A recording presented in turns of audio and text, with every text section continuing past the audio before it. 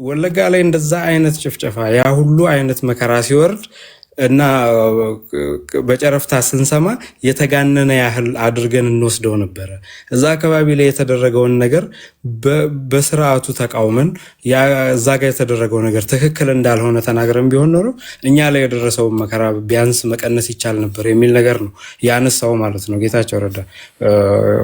ዩቲዩብ ላይ ያለ ነገር ስለሆነ ማየት ይቻላል እና ይሄ ከየት ተነስተን የት ደረስን የሚለውን ማሳያ ተሰለብያ ቄሮ አንዴ ስናገር አድመጠኝ በእናትህ ወይ ጫጫታ በጣም ነው የሚያስጠላኝ። በመሃል ስለገባሁብህ 2 ደቂቃ ሰጥቻለሁ። ሰዓት አልቋል ግን 2 ደቂቃ ሰጥቻለሁ ልልህ ነው። 2 ደቂቃ ጨምሬ እላለሁ ቄሮ። ኦኬ በሁለቱ ደቂቃ ለማለት የምፈልገው ነገር ምንድነው በአጠቃላይ የኢትዮጵያ ላይ እየተደረገ ያለው የሰላማዊ ትግል ፖለቲካም ሆነ የትጥቅ ትግሉ በዋናነት ሀገርንና ሕዝብን ከአብይ አህመድ ስርዓት ከብልጽግና ስርዓት መታደግና ማዳን የሚል ነው እኔ እንደምገነዘበው። ስለዚህ የትጥቅ ትግል ላይ ያሉ አካላት የህዝባቸውን ጥያቄ ይዘው ፋኖን ብለው ሲዲኤፍን ብለው ኦላም ብለው የህዝባቸውን ጥያቄ ይዘው ጫካ የገቡ ናቸው። የፖለቲካ ጥያቄያቸውን በፖለቲካ መድረክ ሊመለስላቸው ባለመቻሉ በሰላማዊ መንገድ የሚታገሉ አካላት ከአማራም ከኦሮሚያም ከትግራይም እየታገሉ ያሉ አካላት ዛሬ የተገደሉ አሉ፣ እስር ቤት እየማቀቁ ያሉ አሉ። የህዝብ ጥያቄ ብቻ ይዘው የፖለቲካ አመለካከታቸውን ብቻ ይዘው ፊት ለፊት ስለወጡ ማለት ነው። ስለዚህ እነዚህ ሰዎች በሰላማዊ ትግል ከተማ ላይ ሆነው የሚታገሉ አካላት በዚህ ደረጃ በደልና ወንጀል እየተፈጸመባቸው ከሆነ እኛ ወደ መሀል ከተማ ገብተን የምናገኘው ምላሽ አይኖርም እና የትጥቅ ትግል መፍትሄ ነው ብለው እየታገሉ ያሉ አካላት አሉ። ስለዚህ እነዚህ ሰዎች እያደረጉ ያሉት እንቅስቃሴ ምናልባትም ሀገርን በጦርነት ውስጥ በዘለቀን ቁጥር ሀገርና ሕዝብን እየጎዳ ያለ መሆኑ ግልጽ ቢሆንም ይሄንን ነገር ያለ ጦርነት ለሳምንት ያለ ግርግር ያለ ከቀውስ ወደ ቀውስ ያለ መሻገር እድሜውን ማራዘም የማይችል ስርዓት ሀገሪቷን እያስተዳደረ ባለበት ሁኔታ እነዚህን ሰዎች እንደ ተጠያቂ የምናነሳበት ነገር አይኖርምና ያለን ሰዓት አጭር ስለሆነ በሚቀጥለው መለስበታል። ኦኬ አንድ ሊሆን የሚችል አሁን ስናወራ ሊሆን የሚችል ነገርም ለአድማጭ ተመልካች ግልጽ ብናድርግ፣ ለምሳሌ በግልጽ ለመጠየቅ ያህል በዚህ አጋጣሚ ለኦሮሞ ብሔር ተወላጆች እንኳን ለኢሬቻ በዓል በሰላም አደረሳችሁ። ምናልባት የሚቀጥለው ሳምንት ስንገናኝ ኢሬቻን አስመልክቶ እንኳን አደረሳችሁ የሚል ወይም ደግሞ ሌላ አንድ የፕሮግራም ላዘጋጅ ይችላል ወይም ልንገናኝ እንችላለን። ከወዲሁ ግን እንኳን አደረሳችሁ። አሁን ካለው የተሻለ የምታመጡላቸው ምንድን ነው? ለምሳሌ እናንተም ኦኬ አሁን የኦሮሚያ ብሔራዊ ክልላዊ መንግስትን ለመቆጣጠር ከሆነ እናንተም መንግስት እኮ ስትሆኑ ወንጀለኛን ታስራላችሁ፣ ወንጀለኛን ትጠይቃላችሁ፣ የሚገደለውን ትገላለ። አሁን ጥያቄ የሆነባችሁ ነገር ኦኬ በተደጋጋሚ ያወራንበት ነው። እሱን አሁን ደግሜ አላነሳም። አሁን ካለው የኦሮሚያ ብሔራዊ ክልላዊ መንግስት አስተዳደር ስልጣን ላይ ስትወጡ በምን የተሻለ ስርዓት ትዘረጋላችሁ? ለምሳሌ ግብርናውን እንዴት ነው የምታዘምነው? ለምሳሌ ግብርናው ከሆነ በሰብአዊ መብት ረገድ እንዴት ነው? እንዴት ያለ ሰብአዊ መብት አያያዝ ነው የሚኖርህ? አሁን ተገድያለሁ እንዲሆኛለሁ ከማለት በዘለለ ይሄ ለፋኖችም ተመሳሳይ ጥያቄ ነው። ምንድን ነው የምታደርጉት? እኔ ይህንን ነገር በዚህ እንቀይራለን እንዲህ እናደርጋለን ስትሉ ብዙ ሰው አይሰማም። አንድ ሰውም ሲገደል 2 ሰውም ሲገደል መታሰር ትክክል ነው እያልኩኝ አይደለም። ኦኬ ዜጎች ሰብአዊ መብታቸው እንዲጠበቅ ምንድን ነው የምታደርጉት? እሱን ለማውራት ያህል ነው። ቴንክ ዩ። ከቄሮ ቀጥሎ ወደ ዋንጋሪ እንሄዳለን። ታፕ አርጉ። እንዲሁም ደግሞ ለክርስትና እምነት ተከታዮች እንኳን ለመስቀል ለደመራ በዓል በሰላም አደረሳችሁ። ተከብሮ አልፏል። ሁለቱም የሀገራችን ቱባ ባህሎች ናቸው። ለእምነቱ ተከታዮች በሙሉ እንዲሁም ደግሞ በድጋሚ ለኢሬቻ እንኳን በሰላም አደረሳችሁ። ዋንጋሪ 8 ደቂቃ አለን። ቴንኪዩ ቴዲ፣ እንኳን አብሮ አደረሰን። ኢትዮጵያዊነት ማለት ይሄ ነው። አንዱ የአንዱን ሲያከብር ነው። አብሮነት ማለት ይሄ ነው። ለመልካም ምኞትህ በጣም አመሰግናለሁ። እንግዲህ በጣም እናሳዝንን። አሁን በዓለም ያሉት 192 ወይ 193 ወይ 191 ዓለም ሀገራት ውስጥ 4 ሀገራቶች ናቸው በስልጣን ላይ ያለን መንግስት በክላሽ አፈሙዝ ካላወረድን ብለው የሚታገሉ። አንዷ ኢትዮጵያ ናት፣ ሱዳን፣ ማይናማር እና ሴንትራል አፍሪካ። በዓለም ካሉ 190 ምናምን ሀገራቶች ውስጥ ሞኖፖሊ ቫዮለንስ መንግስት አለው። ጠማማ መንግስት ይሁን፣ ሸፋፋ መንግስት ይሁን፣ ዲሞክራት ይሁን፣ ዲክታተር ይሁን፣ ንጉሳዊ መንግስት ይሁን፣ መንግስት ሞኖፖሊ ቫዮለንስ አለው። መንግስት ቃል የገባ ፈጸመ። ህዝብ ትልቅ ፓወር አለው። ህዝብ ይቀይራል። ወደዛ ስርዓት ማዘመን ያባት ነው። ነገር ግን ትራይባሊስት ስትሆን ራስ የፈጠርከውን የፈጠራ ታሪክ ድርሰት ታምንና ድመት ሆነ ራስህን እንዳንበሳ ታያለህ። በቃ የህዝብ ተወካይ ትሆናለህ። ሰልፍ አፖይንትድ እና ከአንተ ውጭ ወደ ውጭ ነው። ለህዝብህ የምታመጣው የሰለጠነ የፖለቲካ አሰራር የለም። አሁን አንተ ቅድም የጠየቅከው ምን አይነት ግብርና ታመጣለህ፣ ምን አይነት ጤና ታመጣለህ፣ በሴኩሪቲ ምን ታመጣለህ? ይሄ ቅንጦት ነው። እሱ ጋር ከባድ የቤት ስራ ነው። የለም የሚመቸው ማልቀስ ነው፣ ማስጮህ ነው፣ ማገዳደል ነው።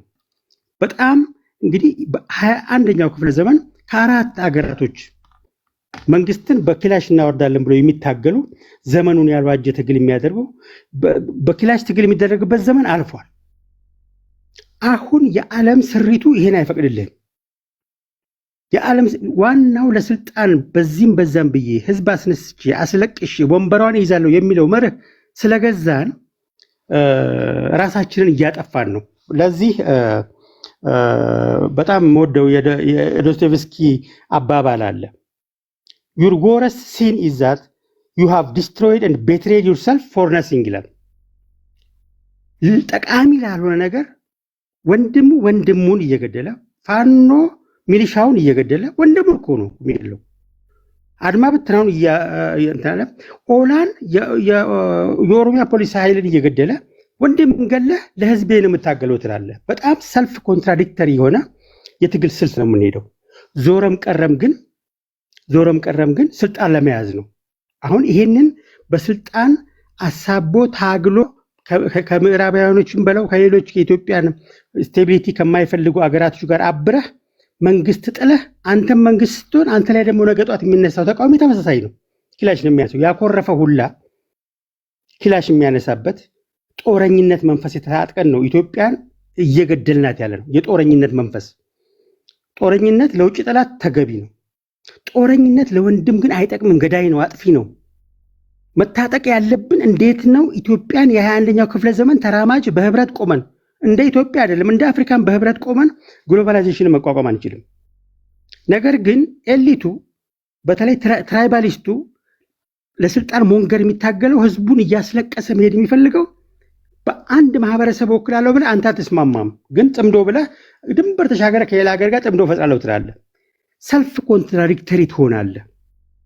ለአማራ ህዝብ እታገላለሁ ብለህ ወጥተህ የአማራ ህዝብን ማህበራዊ እረፍት እነሳለሁ ብሎ ህገ መንግስት ቀርጾ አፈር ድቤ ሲያበላህ የነበረው ጋር ሆነ አማራ መልሼ ነፃ አወጣለሁ ትላለህ።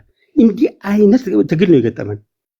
ለማን እንደምትታገል በማን ስም እየማልክ ማንን አፈር እንደምታስበላ ማንን እንደምታስገድል ተመልከት። አሁን ቅድም እንዲያው ዓላማ ባይኖረንም አብይን ብቻ እናስወግድ which means የማይሞቱበት አገር እንሄዳለን ተብሎ የማይቀበሩበት አገር እንድረስ እያለን ያለ መንግስትን በስርዓት ባለው መልኩ ልቀይር በኃላፊነት ባለው መልኩ አማራጭ ነው ብለህ ቀረብ ስትለው አይቻልም።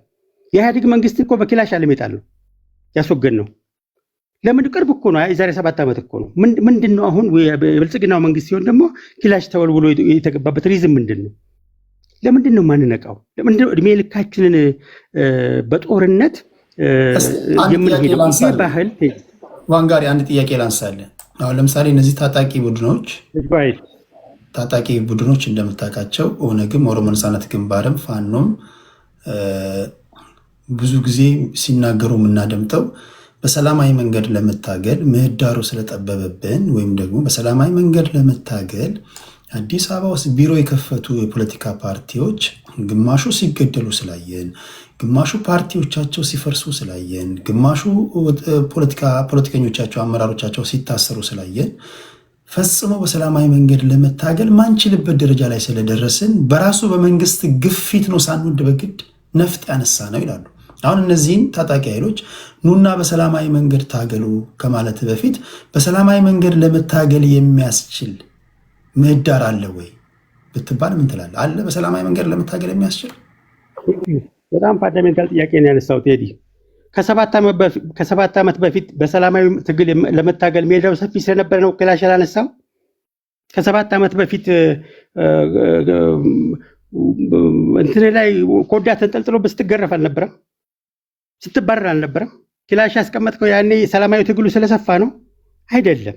አየህ ትግሉ አሁን ይሄን ኦረንት የሚያደርገው በትግል ምክንያት መንግስትን ዲስታቢላይዝ የማድረግ ሲስተሙ ኢንቪዚብል ሃንዶችም አሉ ከጀርባ እኛን ዲስታቢላይዝ በማድረግ የሚጠቀሙ ኃይሎች አሉ። እኛም መሀል ደግሞ ፓወር መጨበጥ የምንችለው በመሳሪያ ነው ተብሎ ስለሚታመን ነው። በተለይ የብልጽግናው መንግስት ከመጣ በኋላ ሪሊ እኮ አረፋ ነው ተብሏል እኮ። ምን ይሄ እኮ የሚደበቅ ነገር እኮ አይደለም። እሱን ህወሓት ብቻ ተወገን እንጂ እኮ ይሄ አረፋ ነው እኮ ተብሏል እኮ። ለምን እንዋሻለን? ትላት ሲባል የነበረው ሞኖፖሊ ኦፍ ቫዮለንስን ሳታከብር መንግስት ስለሆነ መሳሪያ ወልውለ አንስተህ አንተ ነገ ጧት መንግስት ስትሆን አንተ ላይ ያኮረፈ ኃይሉ ለመሳሪያ ባነሳ ቁጥር እድሜ ልክ ትገዳደላለህ እንዴ? ይሄ እኮ የትም አያስኬድንም። ባይዘው ወይ ይሄንን መርህ ለመቅረፍ ምህዳሩን ለማስፋት አስፋም ለማለት መንግስትን አንተ መሳሪያ ስታነሳ ለመንግስት ማንዴት ሰጠው። አየህ መንግስትን ከትችት አወጣኸው። ህዝብ ሆነ በሰላማዊ መንገድ ታግለህ አምፀህ መታገል እየቻልክ መሳሪያ ስታነሳ መንግስትን መግቢያ ቁልፍ ሰጠው። ይሄ የፖለቲካ ባህላችንን ሲያበላሽ የቆየ የትግል ስልት ነው። የዳኮታውን ብሂል እንጠቀም። ዳኮታውያኖች እንደዚህ አይነት ነገር የማይጠቅም መንገድ ደጋግሞ በመፈጸም ውጤት ማያመጣ ከሆነ ዘዴድ ሆርስ ቲዮሪ የሚባል አላቸው። የሙት ፈረሱን ቀይረው ኢሚዲየትሊ ፈረሱን ቀይረው መንገዱን ቀይረው።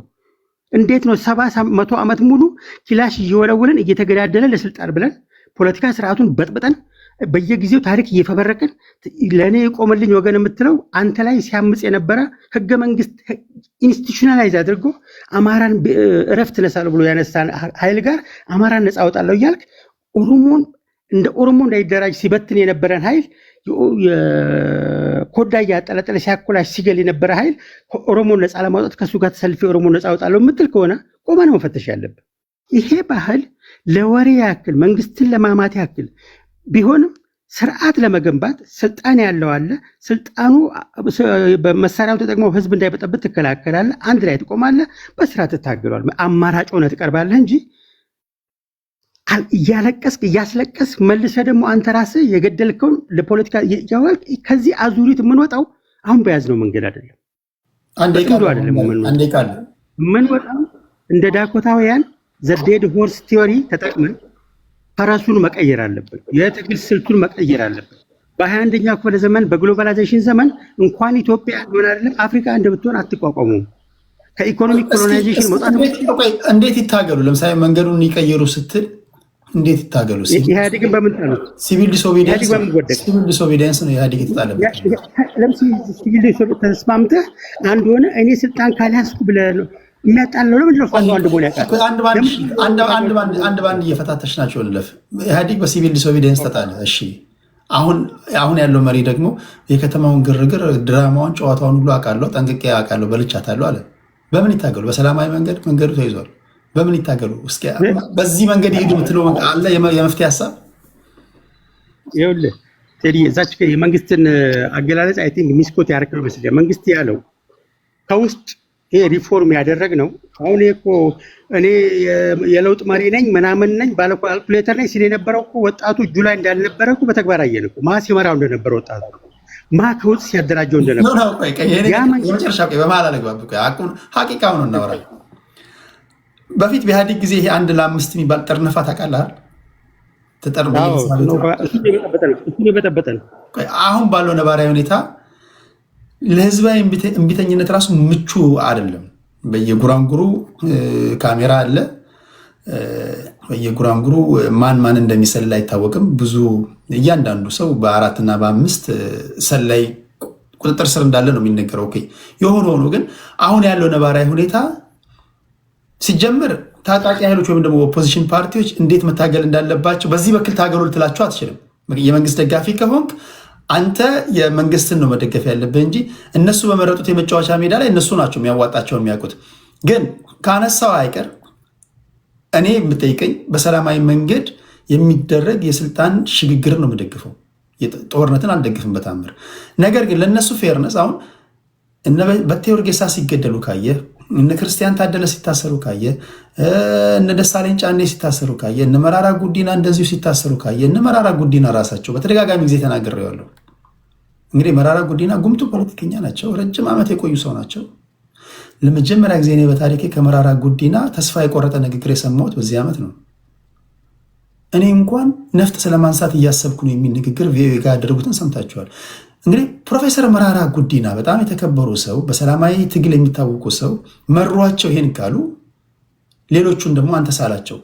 ይሄ የሆነው በማስተት ነው። መንግስት ምናልባት የመጫወቻ ምህዳሩን የፖለቲካ ምህዳሩን ስላጠበበው፣ ሁለተኛ ጫካ ነፍጥ አንግበው ያሉ ሰዎች ወደ ከተማ እንዳይመጡ ከተማ ላይ እየሆነ ያለው ነገር ስለሚያዩ አይደለም ወይ እዛው ያወጣን በምንወጣው እንወጣለን ብለው እየተታኮሱ ያሉት? ስለዚህ ኑ ስትላቸው ምን አዘጋጅተህላቸው መጥተው እንዴት ፖለቲካውን ይስሩ? 2 ደቂቃ ልጨምርልህና ወደ ሌሎች እንሄዳለን። ጥያቄው ራሱ ከ2 ደቂቃ ይበልጣል፣ ግን መልሱ 2 ደቂቃ ያንሳል። እሺ ኤኒዌይ ልሞክረው። ይኸውልህ ቪክቲም ሆናል ራስህ ቴዲዬ። የፖስት ትሩዝ ፖለቲካ ነው ዓለምን እየመራ ያለው፣ ኢትዮጵያንም እያሰቃያት ያለው የፖስት ትሩዝ ፖለቲካ ነው። ለምሳሌ ዶክተር መራራ ፕሮፌሰር መራራ በኢህአዲግ ዘመን 4-5 ጊዜ ምርጫ ተወዳድረዋል። ምርጫው ፌር ስለነበረ ነበር የተወዳደሩት። ልክ የብልጽግናው መንግስት ሲመጣ ደግሞ አይኔ አልወዳደርም አሉ። በኢህአዲግ ዘመን የብሔራዊ እርቅ ሲሉ ነበረ። ብልጽግና ሲመጣ ግን ኢህአዲግ የምን ብሔራዊ እርቅ ማን ተጣላና ሲላቸው ነበር። እሳቸው ግን በመጽሐፍ ጭምር ብሔራዊ እርቅ ሲሉ ነበር። የብልጽግና መንግስት ሲመጣ ግን የብልጽግና መንግስት ደጋፊ ሆኜ አይደለም፣ ፕሮፌሽናሊ መደገፍ ስለማልችል አልደግፍም። በደግፍ ግን ብልጽግና ነበር መደግፈው። ከኢትዮጵያ ፓርቲዎች ደግፍ ብባል ፕሮፌሽናሊ ስለሚገለቀለኝ አልደግፍም። ነገር ግን ፕሮፌሰር መራራ እንዴት የፖስት ትሩዝ ፖለቲካው አንተንም ራሱ ጥያቄን እንድታንሸዋረር ያደረገ? ፕሮፌሰር መራራ በኢህአዲግ ዘመን ፍሪ ኤሌክሽን ስለነበረ ነበር ሲወዳደሩ የነበሩት። በኢህአዲግ ዘመን ብሔራዊ እርቅ እያሉ ሲጮሁ መጽሐፍ ሲጽፉ የነበረው ከማን ተጣላና ነው ብሔራዊ እርቅ የምትለኝ ሲል የነበረው ኢህአዲግን። ልክ የብልጽግና መንግስት ብሔራዊ እርቅ ሲል እኔ አልሳተፍም የሚለው ጨዋታው የቱ ጋ እንደሆነ ማ ከኋላ ኩክ እንደሚያደርገው እንዲያውም የፕሮፌሰር መራራ ንግግር አረጋጋጭ። ፕሮፌሰር መራራ ጉዲናን የሚያህል ፖለቲከኛ እሳቸውም በቲፒኤልኤፍ ወይም ደግሞ በኢትዮጵያ ታሪካዊ ጠላቶች ተጠልፈዋል ነው የምትለው? የምጥርጥር አለው። አንተ ፖለቲከኛ ስትሆን በኢህአዴጉ ዘመን ምርጫ ፌር አይደለም እያልክ እየተወዳደርክ በፕሮሰስ ማዳበር ነው እንጂ ያለብህ። ይሄ ሁለት እያጣቀስክ እኮ አይቻልም ቴዲ። ጥያቄውን ፍሬም ስናደርግ አንዳንድ ጥያቄዎች ፍሬም ሲደረጉ መልሱን ያጠፋሉ። አንዳንድ ጥያቄዎች ፍሬም ሲደረጉ ኢልሞቲቭ ይኖራቸዋል። አንዳንድ ጥያቄዎች ፍሬም ሲደረጉ የምንፈልገውን ነገር እንዳናገኝ ከላላ ይሆኑብናል። ለምሳሌ አሁን ጥያቄውን ፍሬም ያደረግበት ልንገር።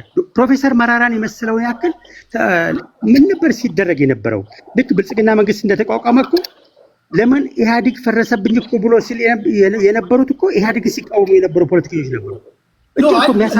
ያነሳው ሀሳብ እርስ በርሱ ስለሚጣረስ ነው። እኔ አሁን እስከማውቀው መንግስት ራሱ አክብሯቸው ፕሮፌሰር መራራ ጉዲና የኢትዮጵያ ሬዲዮና ቴሌቪዥን ቦርድ ሰብሳቢ እስከማድረግ ሁሉ ደርሷል። እሳቸው የተለያዩ ቦታዎች ላይ አስቀምጧቸዋል። ስለዚህ እኚህ ሰው ፕሮፌሰር መራራ እውቀት የላቸው ምን አልኩ? ልምድ አላቸው፣ እውቀት አላቸው፣ ይከበራሉ፣ ምንም ጥርጥር የለውም። ግን እሳቸው እምቢ ያሉበትን ሪዝን ከጀዋር ጋር ተጋብተው የተፋቱበትን ሂደቱን ስትመለከተው ከዛ በፊት ሲያደርጉት የነበረውን ትግል የቀየሩበትን ሂደትን ከግምት አስገባ ልልን የፈለኩ። ጥያቄን ፍሬም ስታደርግ ፕሮፌሰር መራራን ስታንዳርድ ካረግ ትሳሳታለህ። ፕሮፌሰር መራራ ለምሳሌ ኦሮሞ ቤተመንግስት ከገባ ወይ ሀገሪቷ ትፈርሳለች ወይ ኦሮሞ ይፈርሳል ብሏል። ይህን ትቀበለዋለህ ማለት ነው? ይህን ማለቱን አልሰማህም? ኦሮሞ ቤተመንግስት ከገባ ወይ ኦሮሞ ይፈርሳል ወይ ኢትዮጵያ ትፈርሳለች ማለቱን አልሰማህም? እኔ እንደዛ ማለታቸውን አልሰማሁም። የሚኒሊክ ቤተመንግስት የሚገባ ካለ ምንድን ነው የተናገሩት ንግግራቸው? አንተ ባልከው መንገድ አይደለም የሰማሁት፣ በተሳሳተ በተለያየ መንገድ እንደዛ አይደለም ያሉት እሳቸው። የሚኒሊክ ቤተመንግስት ያላችሁ አርሙኝ።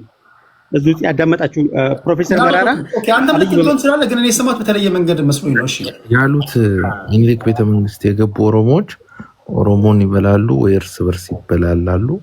እንደዛ ነው የሚሰማው። ኦኬ እሺ ቴንክ ዩ እንጂ ኦሮሞ ትፈርሳለች። ይሄ አባባል ነው ዛቴ ይኸውልህ ልንገርህ። እኔ አሁን ፕሮፌሰር መራራ ላዋርዳቸው በእውቀታቸውን ላዋርዳቸው አቅሜም አይደለም እሳቸው ጋር ለማውራት የሰሩት ስራ ግን ዲሞክራቲክ ኢንስቲትዩሽን ለመገንባት የሚያስችል አልነበረም። እንደ አዲስ አፍርሰን እንድንጀምር ነው ያደረጉት። አየህ፣ ለዚህ ነው ከጀርባ ኢንቪዚብል ሃንድ አለ። ይህንን ሳናጠራ እርስ በርስ እንደተካሰስን ዶስቶቭስኪ እንዳሉት ራሳችን ላይ የተኮስን መልሰን እየቆሰልን ሀገር እየጎዳን ፖለቲካውን እያሳመመን ወጣት እያስጨረስን ከመሄድ መቆጠብ አለብን። መንግስት ይሄን ስል ነፃ እያወጣዋል። መንግስት ለምኗል፣ አስታግሏል፣ ግን የበለጠ መታገል አለበት ብዬ አምናለሁ። ቴንክ ዩ ዋንጋሪ። ምናልባት ዘግየት ብላችሁ ለመጣችሁ ሰዎች የመወያያ አጀንዳችን ፊልድ ማርሻል ብርሃኑ ጁላ የተናገሩት ንግግር አለ። እሱን እያስደመጥኳቸው ነበረ። 2 ደቂቃ ከሰጣችሁ እናስደምጣችሁ። እንዲህ ብለዋል። ነቶችን እንደ ነዳበቶችን እያደራጀ እንደ ድሮ በራሱ መምጣት እንዳትገባ የጣት ደግሞ ኢትዮጵያን ለማዳከም እኩይ ተግባር በእጩ መኮንኖቹ መልእክታቸውን ኢትዮጵያን ለማዳከም ኢትዮጵያ የተፈጥሮ ሀብቷ እንዳትጠቀም ኢትዮጵያ እንዳትወጣ እንዳትገባ የሚያደርግ ጠላት ኢትዮጵያ አላት። ይሄ ጠላት እንደ ድሮ በራሱ መምጣት ትቶ ባንዳ እየፈለገ እያደራጀ እያስታጠቀ ሚዲያ እየሰጠ ገንዘብ እያከፋፈለ የውስጥ ድክመቶችን፣ የውስጥ ድህነቶችን፣ የውስጥ ልዩነቶችን እንደ ነዳጅ እየተጠቀመ ሀገራችንን ለማዳከም እየሰራ ነው እና ዛሬ ተመረቃችሁ መኮንኖች ይህንን ባንዳ እየላከ ያለውን ታሪካዊ ጠላት አገራችሁን እንድታሻግሩ የተመለመላችሁ የተመረቃችሁ የሰለጠናችሁ የዘመኑ አርበኞች ናችሁ። ኦኬ። የጦር ኃይሎች ኢታማዦር ሹም የጦር ኃይሎች ጠቅላይ ኢታማዦር ሹም ፊልድ ማርሻል ብርሃኑ ጁላ ሁርሶ ተመረው የተመረቁ ወታደሮችን ባስመረቁበት ሰዓት የተናገሩት ንግግር ነው። ይህ ንግግራቸው የውጭ ኃይሎች ከዚህ ቀደም ፊት ለፊት ይመጡ ነበር። አሁን ግን በውስጥ ባንዳዎች በእጅ አዙር በፕሮክሲ አገራችንን ሊያምሷት ወይም ደግሞ የውስጥ ክፍፍላችንን እንደ መልካም አጋጣሚ በመጠቀም በእጅ አዙር ውጊያ እያካሄዱብን ነው። እናንተ ዛሬ የተመረቃችሁ ወታደሮች እነዚህን የማጥፋት ኃላፊነት አለባችሁ ይላሉ። ለመሆኑ ባንዳው ማን ነው? ላኪው ማን ነው? ቅኔ ነው። እሱን እናንተ ትሄዱበታላችሁ። ከዚህ ጋር ተያይዞ ቴሌግራም ላይ እንዳስቀምጥኩላችሁ አማራ ፋኖዎች ብዙ ወታደሮችን እንደማረኩ አይታችኋል። ከነዚህ መካከል ለምሳሌ ቅድም እንደነገርኳችሁ ጠዋት 12 ሰዓት የተጀመረ ኦፕሬሽን ነው። መስከረም 14 ቀን 2018 ዓመተ ምህረት ከጠዋቱ 12 ሰዓት ከጠዋቱ አይደለም ከሰዓት ነው 12 ሰዓት የሚባለው በኢትዮጵያ ባደረጉት ኦፕሬሽን በርካታ ቁጥር ያላቸው ተተኳሾችን ማርከዋል። በርካታ ወታደሮችን እንዲሁ ማርከዋል። በርካቶችን ቁስለኛ አድርገዋል። በርካቶችን እንደደመሰሱ ተናግረዋል። በቪዲዮ በፎቶ ኦራልን ጨምሮ ብዙ ነገሮች ይታያሉ። የፋኖች እንቅስቃሴ እንዴት ነው? ጠቅላይ ኢታማዦር ሹሙ በዚህ ሰዓት በዚህ በጎን ለቁጥር የሚያዳግቱ ወታደሮችን እንዳስመረቁና ባንዳዎችንና ላኪዎቻቸውን ለመዋጋት ዝግጁ ናቸው ይላሉ። በጎን ደግሞ በአጭር ይቋጫል ተብሎ የተጀመረው ጦርነት እንደዚህ ያሉ ወታደሮችን እየማረክን ነው ብለው እያሳዩን ነው። ምን ትላላችሁ? ፋኖ እውነትም እየማረከ ነው ወይስ ባለበት ነው ወይስ ምንድን ነው ያያችሁት ነገር? እንደተባለው ፋኖች ወደፊት እየገሰገሱና እያሸነፉ ነው ወይስ ዝም ብሎ ይሄ ፕሮፓጋንዳ ነው? እሱ ለእናንተ ነው የምሰጠው። ከዚህ ጋር ተያይዞ ዋርካው ምሬ ወዳጆ ነው የሚባለው ይህንም ብሏል። እስኪ አድምጡትና 1 ደቂቃ ወደ እናንተ እመጣለሁ። እንድትታገል ወይም መጠበቂያህን እንድትይዝ ስንል ጥሪያችንን እናቀርባለን ማለት ነው። ከዚህ አስቀጥለን የአማራ አርበኞች በተለይ ምኒልክ እዝ እያደረጋችሁት ያለው ተጋድሎ ለእናንተም ከፍ ያለ ሞራን እንዲሁም አጠቃላይ ለአፋብኃ በሙሉ ልምቅ ነው እያደረጋችሁ ያላችሁት። እንደሚታወቀው የዛሬ 3 ዓመት የበላጎ ታሪክ የሚረሳ አይደለም።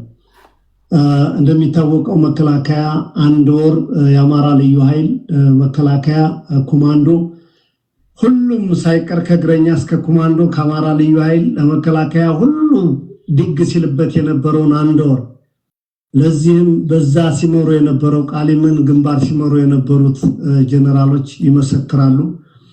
ይሄ በብዙ ጀነራሎች አፍ የተመሰከረለት ስማቸውን ነገሌ ብዬ መጥራቱን ባያስፈልግ ያውቁታል። ኦኬ ምሬ ወዳጆ ይሄን ይላል። ጠቅላይ ኤታማዦር ሹሙ ቀደም ሲል የሰማችሁትን ብሏል። እውነታው ምንድን ነው? አንዳንዶች በኮመንት ኤአይ ነው ፎቶሾፕ ነው ይላሉ። እውነትም የምታያቸው ፎቶዎችና ቪዲዮዎች ውሸት ናቸው። እሱን ነው እያወራን ያለ ነው። የመጨረሻው ቀይ ባህርና ኢትዮጵያውያን በስነ ምግባራችሁ የተዋጣላችሁ ወይም ደግሞ ስለምትናገሩት ንግግር በቂ እውቀት በቂ ግንዛቤ ያላችሁ ጨዋ ናችሁ ኢትዮጵያውያንን የምታከብሩ ኤርትራውያን ካላችሁ ለተወሰናችሁ እድል ሰጣለሁ። ጨዋ ስል ጨዋ ነው። ሀገሬን ትወዳለህ፣ ሀገርን ታስከብራለህ። አንተ ሀገርን አስከብረ ኢትዮጵያውያን ሀገራቸውን እንዳያስከብሩ መከላከል ግን አትችልም። በዚያ ወድ ነው የምትመጣው። ታከብረናለህ፣ ተከብረ ትሄዳለህ። ጋጠ ወጦኝ ይመጣለሁ ካልክ ተዋርደ ትሄዳለህ። ፔሬድ አለቀ። ካከበርከን እናከብረሃለን። ይሄን ነው የማደርገው። ለሌሎች ኢትዮጵያውያን የምንሰጠውን 8 ደቂቃ ለአንተ የምንሰጠሃለን። ሀገርን መውደድህ መብት ነው። ኢትዮጵያውያን ሀገራቸውን ወደው ደግሞ በሚነሱ ጉዳዮች ላይ ሲከራከሩ ዝም ብለህ ማድመጥ ነው። በቀይ ባህር ጉዳይ ላይ የተነሱ ነገሮች አሉ። ኡስማን ሳላ የፎሬን ሚኒስተር ናቸው። በቀይ ባህር ጉዳይ ላይ ከኢትዮጵያ ጋር ለመደራደር ፈቃደኛ መሆናቸውን ከተናገሩ በኋላ ሰመረ ርዕሶም በኢትዮጵያ የኤርትራ አምባሳደር ናቸው። ይሄ ከእውነት የራቀ ውሸት ነው አሉ።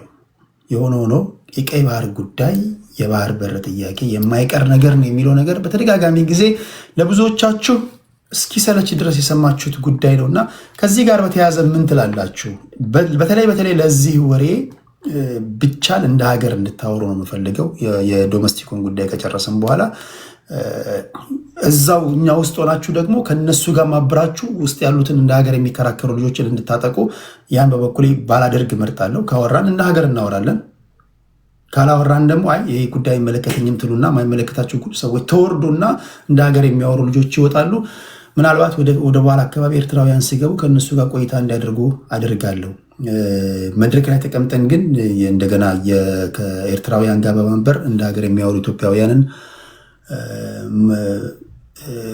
አብሮ ማጥቃት ተገቢ አይደለም። ይህንን እነሱን በመድረካቸው ስለማያደርጉ እኔም ያንን አላደርግም ለማለት ያለው። መጀመሪያ ግን ሁለቱን እንጨርሰው። አማራ ፋኖች ፊልድ ማርሻሉ እንዳሉትና ዋርካው ምሬ ወዳጀው እንዳለው እናንተ እንዴት ተገነዘባችሁ? ይህንን ነው ዋና ዋና ጉዳዮች። የቀይ ባህሩን ጉዳይ መጨረሻ ላይ፣ የባህር በሩን ጉዳይ መጨረሻ ላይ ነው የምናደርገው። በሁለቱ ጉዳይ ነው የምንሄድበት። አንቲ ወደ አንተ ልምጣ። 8 ደቂቃ አለ። ሌሎቻችሁ ታፕ አርጉ። አዘግየት ብላችሁ ለገባችሁ ነው ያስታወስኳችሁ። ከዚህ በኋላ አልደግምም። ርዕሱ ይሄ ነው። ቀሪውን ደግሞ ቴዲ ሐዋሳ የቴሌግራም ቻናል ላይ አስቀምጬላችኋለሁ። ስልኮቻችሁን አውጡና ቤተሰብ ሁኑ። ዜና በዛ ነው የምንጽፈው። የዕለቱን አጀንዳ በዛ ነው የምናስቀምጠው። በአጀንዳው መሰረት ነው የምንወያየው። ቴንኪው። አንቲ ወደ አንተ ልምጣ። እሺ፣ እጅግ በጣም አመሰግናለሁ ቴዲ ለሰጠኝ እድል።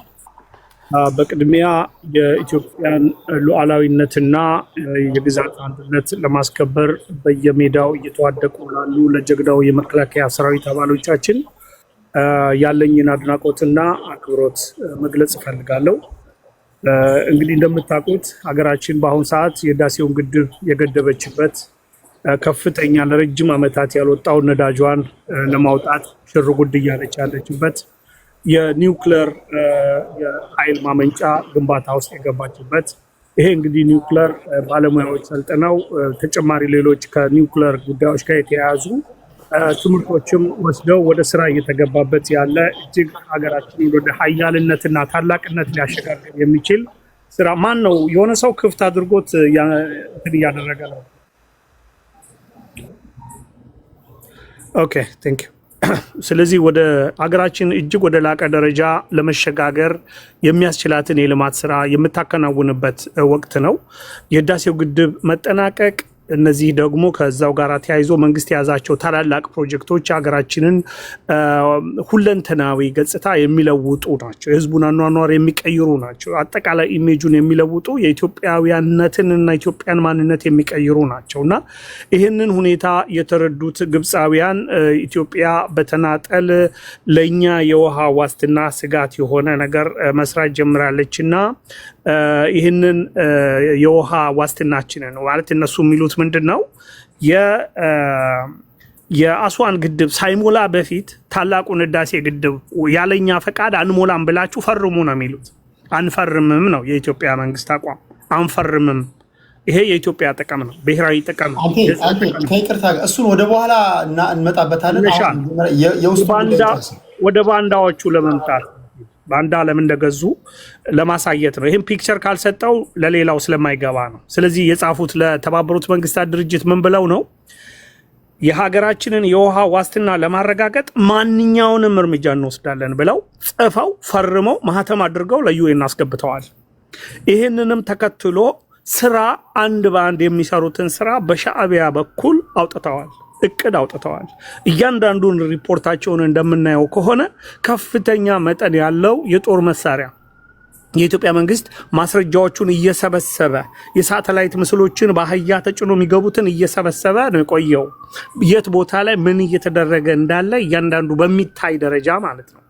አሁን የፋኖ ወንድም የቅድም ፋኖን ወክሎ እኔ ፋኖ መሆኑንም አላቅም ሲናገር ምን ሲል ነበረ? ጥያቄ የአማራ ህዝብ ጥያቄ በጦርነት የሚመለስ ጥያቄ የአማራ ህዝብ የለውም። በጦርነት የምትመልሰው የአማራ ህዝብ ጥያቄ ካለ አምጣ ተብለሃል።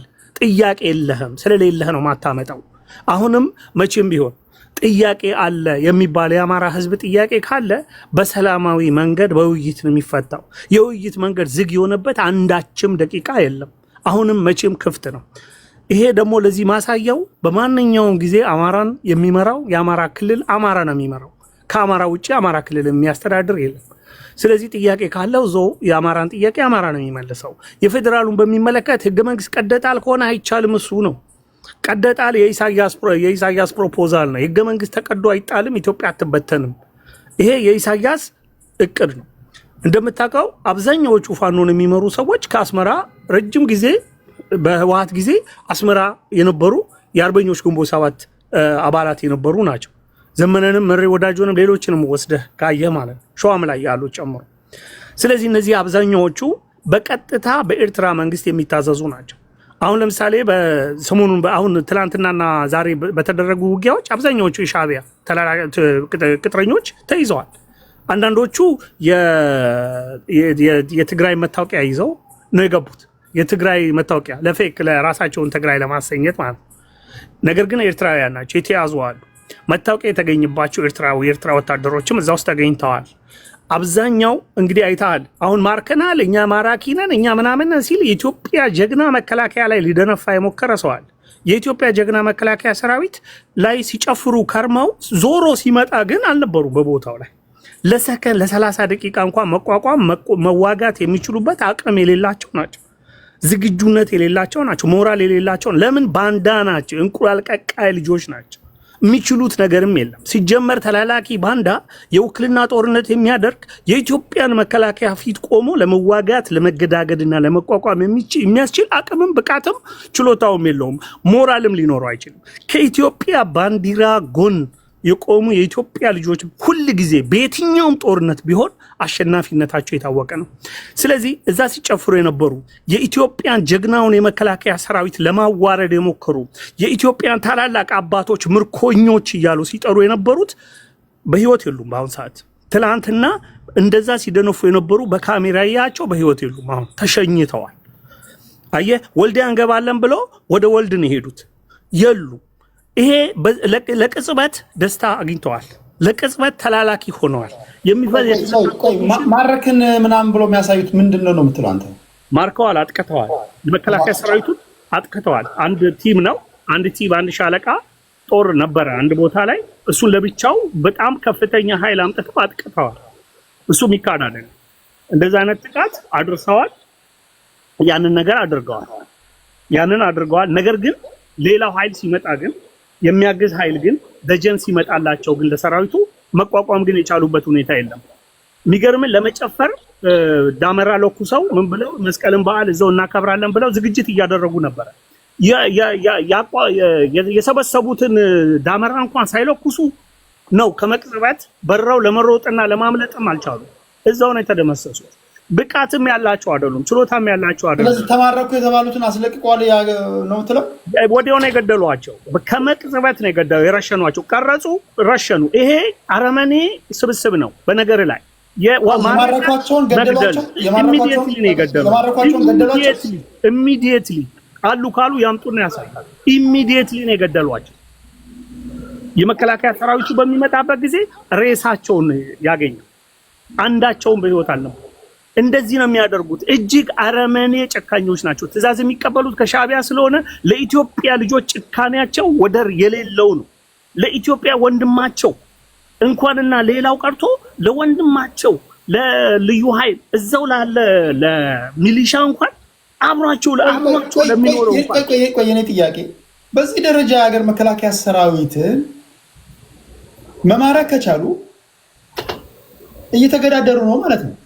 200 ሰራዊትን 6 እና 7 ሺህ ሆነ ከመጣበት እኮ ምንም ማድረግ አይችልም። ብቻውን ምን ማድረግ ይችላል? ባልታጠቀበት፣ ባልተዘጋጀበት፣ ውጊያ ባልገጠመበት በካምፕ ውስጥ ባለበት እኮ ነው ከበባ አድርገው እንደዛ አይነት ነገር የፈጸሙ። ጦር ሜዳ ማለት ነው ባልተዘጋጀበት ማለት ወታደር 24/7 መዘጋጀት አለበት አይደል? ለውጊያ ይኸውልህ አንተ ነዋሪ ነህ፣ ከህዝብ ጋር ነው ያለው። ህዝብ አሁን የህዝብ ሰላምና ጸጥታ የማስከበር ስራ ላይ እንጂ ውጊያ ላይ አይደለም ሰራዊቱ የነበረው። ውጊያ ላይ ያለማ አይችሉትም እኮ ሰራዊቱ እጁም ላይ መሳሪያም ይዞ አይደለም እኮ የነበረው። ማረክን የሚሉት እኮ ባዶ እጁን እኮ ግማሹ ኳስ የሚጫወት ነው፣ ግማሹ እየተዝናና የነበረ ምናምን ሰራዊት ላይ ነው ደፈጣ ካምፕ ላይ ባለበት ደፈጣ ጥቃት የፈጸሙት ማለት ነው። እንደዚህ አይነት ነገር ደግሞ ጀግንነት አይደለም። እንዲህ አይነት ነገር ባንዳነት እንጂ ጀግንነት አይደለም፣ የሚያስደስት ነገርም አይደለም። ሁለተኛ እኔ ለነገሩ የፈጸሙት የእጃቸውን አግኝተዋል። ወደፊቱም ቢሆን አልገባኝም። እየመጣን ነው ተዘጋጁ ብሎ እንዲደውሉ ነበር የጠበቀው ቴዲ። ጥቃት ይደርሳል ሰራዊት ላይ አማራ ክልል ማሸነፍ ጦርነት ላይ አሸነፈ ባለው ድምሩ ውጤት ነው። አንተ ቆይ በቂ ደቂቃ ስጣሉ። አንተ በፈለክበት መንገድ ትመልሳለህ። አማራ ክልል የሄድከው ለውጊያ መስሎኝ። አማራ ክልል ወታደር ደግሞ ለውጊያ ከሄደ 24/7 ሲጃራ ሲያጨስ እንኳን በጨለማ ሲጃራ ከማጨስ ጀምሮ ለጠላት ዱካ እንዳይሆን መንገድ እንዳይሆን በጥንቃቄ ነው የሚያጨሱት እስከማቀው ድረስ ወታደሮች እያንዳንዱ እርምጃቸው ጥንቃቄ የተሞላበት ነው። ጦርነት ቀጠና ውስጥ ሆነ አዘናግተውኝ አታለውኝ ምናምን የሚባል ነገር አለ እንዴ? ጦርነት ቀጠና ውስጥ ነው ያለው። አንዳንድ ጊዜ ምን ያጋጥመሃል መሰለህ? አንተ በህዝብ ውስጥ ነው የምትኖረው። ይሄ ፋኖ የሚባለው ኃይል እኮ ሲፈልግ ሲቪል ነው። ሲፈልግ እኮ የቤተ ክርስቲያንን ልብስ ይለብሳል። ሲፈልግ እኮ ከንጹሃን ህዝብ ጋር ወጣቶች ጋር አብሮ ቤተክርስቲያን ምናምን እኮ የሚሄድ እኮ ነው። ሲፈልግ ቆሞ የሚያስቀድስ እኮ ነው። በፈለገው ጊዜ የጦር መሳሪያ ለብቻ በአህያና በመኪና በምናምን ያመጣል። በባጃጅ በእግሩ ወክ እያደረገ ነው የሚመጣው ሰላማዊ መስሎ። ከዛ በኋላ ያመጣና ይተኩስብሃል እኮ። እንደ ሌላው እኮ ጦር እኮ አይደለም ይሄ። ልክ እንደ ዩኒፎርም ለብሶ ቦታ ይዞ በስነ ስርዓቱ እንደሚገጥምህ አይደለም እኮ። የፈሪ ነገር ነው የሚያደርግብህ። ስለዚህ እንደዛ አይነቱ ነው እንጂ አስቸጋሪ ያደረገው እኮ ሲቪል ወሩንና ይሄ የውስጥ የእርስ በርስ ጦርነቱ እኮ አስቸጋሪ የሚያደርገውም አንዱ ባህሪ እኮ ያ ነው፣ መመሳሰሉ ነው። ከንጹሃን ጋር ከሲቪሉ መለየት የማትችልበት ሁኔታ ውስጥ ሆኖ ነው የሚወጋ። ያ ነው ከሴቶች ጋር ከህፃናት ጋር ምናምን ሆኖ የሚወጋ። ያ ነው አስቸጋሪ የሚያደርገው እንደዚህ አይነቱ ጦርነት። ለዛ ነው አዎ። ስለዚህ በአጭሩ ምንድነው የኢትዮጵያ ልጆች መረዳት ያለብን ምንድነው፣ ከጀግናው የመከላከያ ሰራዊታችን ጎን ለአፍታ ሳንለይ ለሀገራችን ብሔራዊ ጥቅም መቆም አለብን። ከአሁን በፊት ከሳውዲ አረቢያ እኩል ነበርን። ነዳጅ ሲያወጡ ሳውዲዎች እኛም ነዳጅ አውጥተን ነበር። እንዳንጠቀም አድርገውናል። እርስ በርስ ከፋፍለውን፣ አጣልተውን፣ አጋጭተውን ሳንጠቀምበት እስከዛሬ ኖረናል። አሁንም ልንጠቀምበት ስንል ዘሴም ቲንግ ዶናቁርት ምሁራን ተብየው ዶናቁርት ስግብግቦች ወንድሞቻችንን ሰብስበው እንዲወጉን አድርገው ይኸው ጥቅሞቻችንን ለማሳጣት መጥተዋል። ይሄንን ካልነቃን ደግሞ የገዛ ጥቅማችንን አሳልፈን ሰተን እያከክን ልንኖር ነው። ስለዚህ ወደብ ሲባል ወደብ ማለት የለብንም የሚል የገዛ የራሳችን የሆነ ኢትዮጵያዊ ሆኖ ለጠላት የሚሰለፍ ፊት ለፊት ወጥቶ በቪዲዮ የሚታይ ፊት ለፊት ያለ ሀፍረት ምንም አይነት ሼም ሳይሰማው የሚመጣ ባንዳና የመጣብን እንዲህ አይነቱን ነገር ውርደቱን እያከናነብን በተቻለ መጠን እያጋለጥን እየመዘገብን ይዘን የኢትዮጵያ ልጆች አሸናፊነታችንን አረጋግጠን ሀገራችንን ከፍታ ማማ ላይ ማውጣት መቻል አለብን። እነዚህ ስግብግቦች ሀገራችንን አሳልፈው ለማንኛውም ጠላት ለመስጠት የተዘጋጁ ናቸው። ምንም አይነት ርህራሄ የሌላቸው እጅግ አረመኔ እርኩሶች ናቸው። ለሰው ልጅ ርህራሄ የላቸውም። ለአማራ ህዝብ ርህራሄ የላቸውም። ለአማራ ህፃናት ትምህርት እንኳን እንዳያገኙ የከለከሉ አረመኔዎች ናቸው። ድልድይ ለማፍረስ የሚሯሯጡ የሚራወጡ ናቸው። ምንም አይነት ነገር ከማድረግ ወደኋላ የሚመለሱ ለህዝብ የሚያዝኑ አይደሉም። ከህዝብ መሃል ደግሞ አይወጡም። ጀግና ቢሆኑ ወጥተው የራሳቸውን ነፃ ገዢ መሬት ይዘው ነበር የሚታገሉት። አንድ የራሳችን የሚሉት ገዢ መሬት የሌላቸው ናቸው። እነዚህ ከነዚህ ጋር ነው በጣም የተቸገርነው፣ ከነዚህ ጋር ነው። ይሄ ስለሆነ ህዝቡ የአማራ ህዝብ ራሱ መታገል ያለበት። ሁለተኛ ደግሞ መከላከያ ቅድም አንተ ላልከው ለመመለስ መከላከያ ሊዋጋ አይደለም አማራ ክልል የመጣው ድጋፍ ለመስጠት ነው የገባው። አሁን ድጋፉን ክልሉ ራሱን በሚችልበት ጊዜ፣ ኃይሉን በሚያጠናክርበት ጊዜ፣ ሚሊሻውን በሚያጠናክርበት ጊዜ መከላከያ መውጣት ነው ያለበት፣ መቆየት የለበትም። መከላከያ የሆነ አርጀንት የሆነ ችግር ሲኖር ገባ ብሎ አስተካክሎ ቶሎ ነው መውጣት ያለ፣ መቆየት የለበትም። እሱ አይመከርም። ስለዚህ ያ ነው ስራው። ይሄንን መረዳት ስለሚያስፈልግ ነው። እሺ ቴንክ ዩ አንተነህ። እሺ ታፕ እያደረጋችሁ የሚናገሩት ንግግር ወደ እናንተ በጥራት እንዲደርስ እዚህ ውስጥ ያላችሁ ሰዎች ታፕ እያደረጋችሁ ነው ያለውበትን ቦታ የሆነ እንቶ ፈንቶ አንዷ ጭናዋን እያሳየች ቢሆን 1 ሚሊዮን ታፕ ታደርጋለህ። ይሄን ታፕ ካላደረጋችሁ ምንድነው ታፕ የምታደርጉት? እኔ ምንም ሊገባኝ አልቻለም። ታፕ ከኪሳችሁ የሚቀነስ ነገር የለውም። እኔ ያለውበትን ቦታ ታፕ አድርግ። እንዴት ያለ ዘመን ነው ጎበዝ! አንዷ የሆነ ቦታ ላይ ወጥ ስታበስል ሽንኩርት ስትከትፍ 1 ሚሊዮን ታፕ አለ። እኔ ያለውበትን ቦታ ታፕ አድርጉ ፕሊዝ። መንገር አይጠበቅብንም። እሺ ቴንክ ዩ። ሌሎቻችሁ በኮመንት አስታውሱልኝ ፕሊዝ። ቴንክ ዩ። ከአንተነህ ቀጥሎ ወደ አያና እንሄዳለን።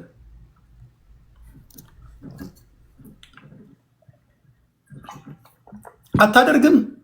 ኮመንቱን ቆልፌብህ እዛው እየተቆነጠነጥታለህ። ኮመንቱን ቆልፍብሃለሁ። አይቆለፍባችሁ። ታፕታፕ አድርጉ። ይጠልጋል መተንፈሻችሁን። አዎ እንዴት ቴዲ ሰላም ናችሁ? አለን አያና እንዴት ነህ? አለን። ያው እንግዲህ ወቅታዊ ዜናዎች ላይ አንዳንድ ነገር እንነጋገር ቀድመን ብለሃል። ወደ ቋሚ ወደ ሆነው የሀገር ፍላጎትና ናሽናል ኢንትረስት ከመሄዳችን በፊት እሱ ነው ዋናው ትኩረት የሚያስፈልገው። ይሄኛው ለምን ትኩረት ሊያገኝ እንደቻለ እኔ ካለኝ ከተረዳውበት መንገድ እስቲ አንዳንድ ትዝብቶቼን ለማለት እችላለሁ ላጋራችሁ። እኔ ደንቆኛል። ሚዲያ ላይ የምናየው የደስታው የሴሌብሬሽኑ አይነት እዚህም ሴሌብሬት እናደርጋለን ብለው አሸንፍጠው የመጡ ወንድሞች ይታዩኛል እና እንዴት እንደሚፎክሩ እንዴት ደስ እንዳላቸው ማለት ነው። ጥሩ እንግዲህ ምንድነው የተገኘው ነገር? አሁን ያለው የደስታ መጠን ምንን ያሳያል? ምን አመላካች ነው? መጀመሪያ በ24 ሰዓት በ48 ሰዓት ይደረጋል ተብሎ ከተፎከረውና ቃል ከተገባው ነገር አንፃር 24 ሰዓቱ ቀርቶ 24 ወር ካለፈ በኋላ ዛሬ በከፍተኛ ሁኔታ ዲያስፖራ ላይ ያለው ሚስኢንፎርሜሽን እና ዲስኢንፎርሜሽን የጠለፈው እና አንዳንዱም ደግሞ በቀጥተኛ ተላላኪ የሆነ ለውጭ ኃይሎች ዛሬ ሴሌብሬት ላደርግ ለምን ፈለገ? ምንድነው ሴሌብሬት ያደርጋሉ?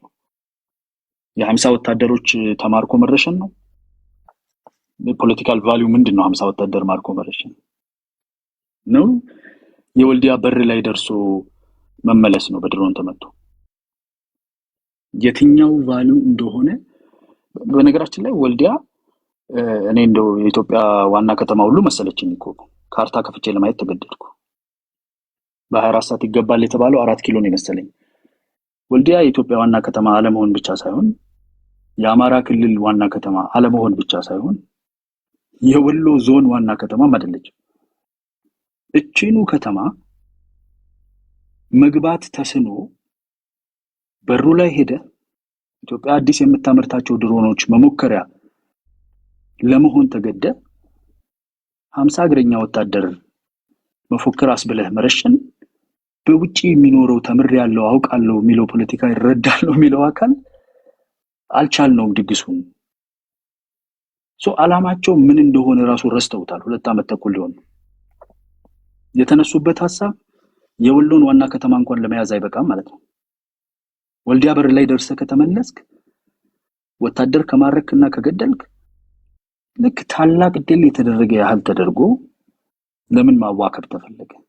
ቢኮዝ ከፍተኛ መዳከም አለ። ህዝቡ ሰልችቶታል።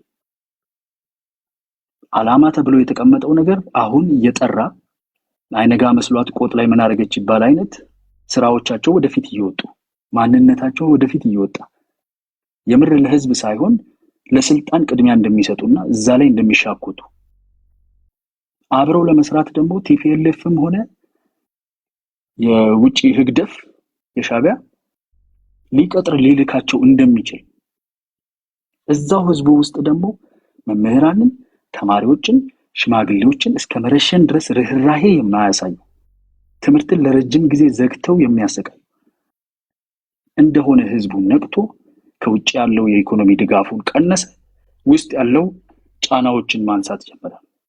ይሄንን ለማርከስና ይሄንን ለማርገብና የሆነ አይነት ድል አለ ብሎ ለማስመዝገብ አንድ ትንሽ ከተማ ላይ በሩ ላይ ደርሰ ካምፕ ውስጥ ያለው ወታደር ማርከህ ረሽነ ቪዲዮ አንስተ ትልቅ ድል እንደተደረገ ትልቅ ተጋድሎ እንደተደረገ አርገ መጀመሪያ ሲጀምሩ እኮ 7 የያዟቸው ትልልቅ ከተማዎች እኮ ዛሬ ለማየትም አይችሉም አይደል? ግን ይህን አይነት የድል የሚመስል ነገር አድርገ የውጭ ያለው የተበታተነብንን የህዝብ አቴንሽን መልሰን ሰብስበን ሳንቲሙንም ወደዚህ ማለት እንዲችል መሬት ላይም ደግሞ ትንሽ የሆነ ነገር እንቅስቃሴ ያለን እንምሰል ነው። ለዛ ነው አሁን እዚህ ያውቀዋል እኮ ወልዲያ በር ላይ ደርሶ መመለስ ምንድነው? ያውም ደግሞ አተህ የተመለስከውና ይዘህ ሄድከው እሱ ራሱ እንትናል። ግን እንደው በጀነራሉ እንደሆነ እንኳን አድርገን ብናየው ቫልዩ ምንድነው? ለዚህ ቫልዩ ነው ወይ የአማራን ክልል ወጣቶች፣ ህፃናት፣ ሴቶች፣ አረጋውያን ስታሰቃይ፣ ስትገል፣ ስታስር ግብር በግድ ጥደህበት እንዳይወጣ እንዳይገባ መዳበሪያ እንዳይገዛ ለ2 ዓመት ከምናምን ያሸው ወልዲያ በር ላይ ዳመራ ለመለኮስ ሞክረህ መምጣት ነው። ይሄን ኢቫሉዌት ማድረግ የሚችል አቅም የላቸው። አሁን ተሰማቸዋለህ። በቃ ታላቁ ተነስታ ምናምን ተንበጨበጨ ፈራ ምናምን ሊሉ ነው። በቃ ምን ተይዞበት ካርታ ያላችሁ ሰዎች ሂዱና ወልዲያና አሁን እዚህ ነገሩ የነበረበት ሳንካ አካባቢ እስቲ ዙም አድርጉት። ካለው ከአማራ ክልል አንፃር ነጥብ ነው። ከኢትዮጵያ ተውት። አዲስ አበባ ያለው ሬሌቫንስ ተው። ፌደራል መንግስት ምንም አይመስልም። ይሄንን እንደ ትልቅ ድላስ መስሎ ግርግር መፍጠር የተፈለገበት ምክንያት ዲያስፖራው በብዛት ነቅቶ ብሩን መያዝ ጀመረ። መሬት ላይ ያለው ህዝብ እናንተ ጎንደር ውስጥ ራሱ አንድ ጎንደር ሆናችሁ መዋጋት ማትችሉ ሌላም አካባቢ እንደዚሁ ከሆናችሁ ህዝባችንን ለምታሰቃያላችሁ ማለት ጀመረ እና ይሄንን ሪቨርስ ለማድረግ ሻቢያንም የሰጠህንም መሳሪያ ሸጠን ጠላ አልጠጣንበትም ለማለት የሚደረግ ከፍተኛ የማሟሟቅ ትንሽ ነገር አድርገህ ትልቅ የተደረገ አስመስለ ለማሳየት የሚደረግ ጥረት ነው እና ይሄንን ሴሌብሬት እያደረጉ መኖር የሚፈልጉ የህዝቡ መስዋዕትነት ግድም አይላቸው 2 ዓመት ተሰቃይቶ አንድ አካባቢ ላይ 50 ወታደር ከተገደለ ይበቃኛል የሚል እዛው የራሱ የአማራን መከላከያ የአማራን ፖሊስ ሚሊሻ አድማ በታኝ ገለ የተወሰነ የመከላከያ ሰራዊት ሰዎችን መግደል ትልቁ ዓላማ ሆነ። ከዛ ደግሞ አንተም ራስህ ሀገር ውስጥ በተሰራ ድሮን ተንጠባጥ በሜዳ ላይ መቅረት ይሄ ከሆነ ዓላማው ይሄ ከሆነ ዲያስፖራው የሚቀልበው የሚያበረታታው የሚያፋፍመው ነገር ለፖለቲካ ጥቅም መስሎኝ ነው አይደል? ቆይ እስቲ አንድ ጥያቄ ላንሳል። አንድ ብርቱ ጥያቄ ላንሳል። የተለያዩ የመከላከያ ባለስልጣናቶች በተለያዩ ጊዜያቶች አንደኛው 80% የአማራ ፋኖችን አጥፍተናቸዋል፣ አዳክመናቸዋል፣ አሁን የት ነው ያሉት እያልን እንደ ርዝራዥ እየፈለግናቸው ነው ያሉት ሲል ስንሰማ ሰምቻለሁ። አንደኛው 90% አጥፈናቸዋል ይላል፣ አንደኛው 95% ይላል።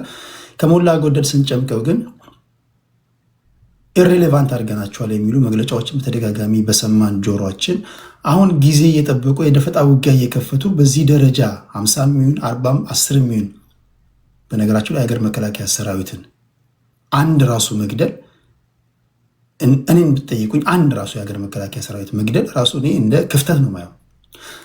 ማርከው በዚህ ደረጃ እስከ መረሸን ከቻሉ ምናልባት ታክቲካቸው ነው እያደፈጡ ማጥቃት ታክቲካቸው ሊሆን ይችላል። የሀገር መከላከያ ሰራዊት እንደሚለው ፋኖችን አላጠፋቸውም ወይ ከአቅሙ በላይ ሆኖባቸዋል ለሚሉ ሰዎች ትክክለኛ ማስረጃ አይሆንም? ነገ እስከ ነገ ወዲያ እነዚሁ የፋኖ ኃይሎች አደከምናቸው አጠፋናቸው ተብሎ በተነገረ ቀንና ጊዜ ጠብቀው ዛሬ 50 ብለው ወይም ደግሞ 40 ማርኳል ብለው ነገ ከነገ ወዲያ 150 እና 300 1000 ላለመማረካቸው ላለመግደላቸው ምንድነው ማረጋገጫው?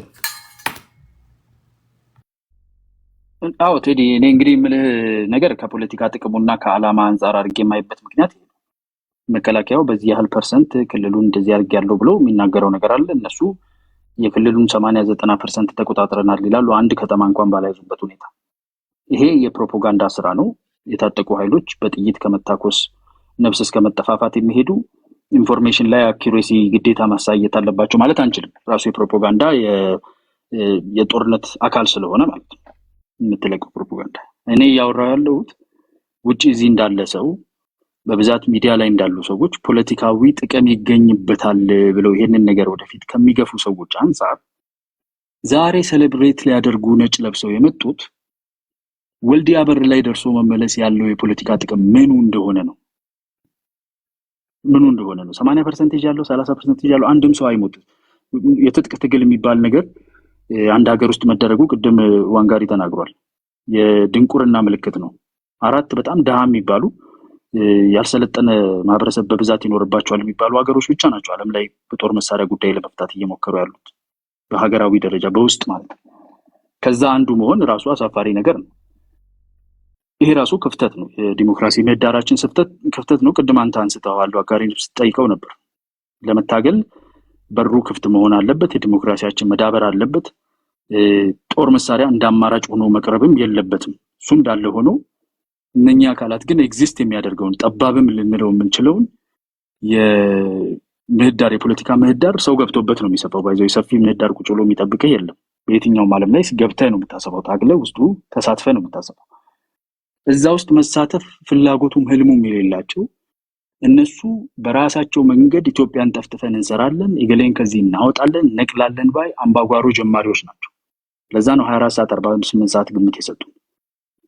ከዛ መንፈሳቸው አንጻር የሰላማዊና የፖለቲካ የዲሞክራሲ ምህዳር ስለተዘጋባቸው ወደዛ የገቡ አስመሰለን ማየቱ ስህተት ነው። መጀመሪያም ላይ ፕላን ኤ ማሊየብል ነው፣ ወጣት ልጅ ነው፣ እንደፈለግን አድርገን እንመራዋለን፣ አረፋ ነው፣ ካልሆነ ደግሞ በፕላን ቢ እናነሳለን ነበር።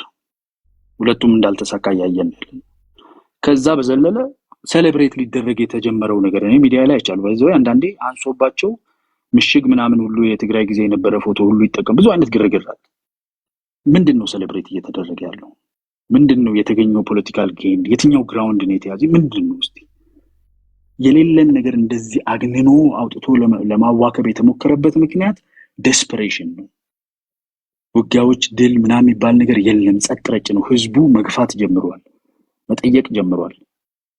ስለዚህ እሷን ለማክሸፍና የሆነ አይነት ትራጀክተሪ ሞመንተም አለን የምትል ቅርብ ጊዜ እንትን የምባይካብ የሆነ አንድነት የምትባል ነገር እየተገፋፋች ነውና እሷን ተያይዞ የመጣ የሆነ ነገር አለ። ህዝቡ አሁን አንድነትም ሰምቷል፣ የተወሰነ አይነት ድልም አሰምተናል። ስለዚህ አንዴ ቃል ይሄንን ይኸውልህ አንድነት የሚመስል ነገር ጀቡነን አምጥተንለታል፣ ውስጡን ለቄስ አድርገን።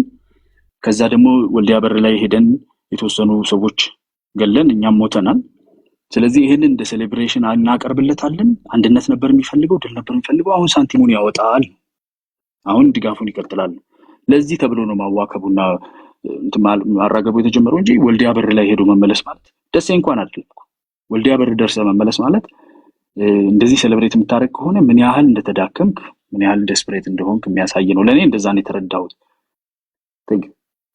ቴንክ ዩ አያና። በሚቀጥለው በኢትዮጵያ ውስጥ ያለው ለምሳሌ የትጥቅ ትግል ያደረጉ አካላትን ታሪካቸውን ብናይ ለምሳሌ ደርግን ለመጣል በተደረገው ጥረት ወይም ደግሞ ትግል አንዳንዱ 10 ሆኖ አንዳንዱ 15 ሆኖ ነው የጀመሩት። ኢዲዩ ወደ ዋግምራ አካባቢ ሄደው እንደመሸገት ታውቃላችሁ። ጀባ፣ ሻዕቢያ፣ ቲፒኤልኤፍ ሄደው የመሸጉበትን ታውቃላችሁ። 6-7 ሆነው 10 ሲሆኑ 15 ሲሆኑ እንዲሁ ሲናቁ አይመጡም ሲባሉ ደርግን የሚያክል የአፍሪካ ግዙፍ ጦር ያለውን አካል መጨረሻ ላይ የሆነውን አድርገውታል። አሁን የትጥቅ ትግል እንዲሁ እንደ ዋዛ ማይታየው እንደ ቀልድ ማይታየው ማይናቀው ለምንድን ነው? የመረረውም ተስፋ የቆረጠውም ወንጀለኛውም በጊዜ ሂደት እየተቀላቀለው የበዛ መምጣቱ ነው። በአጭሩ ማዳፈን ካልተቻለ ወይም ደግሞ በአጭሩ መፍትሄ ካልተፈለገ የትጥቅ ትግል ካለ እንደ አማራጭ ነው። ተስፋ ለቆረጠው ለወንጀለኛው ተስፋ ላለው።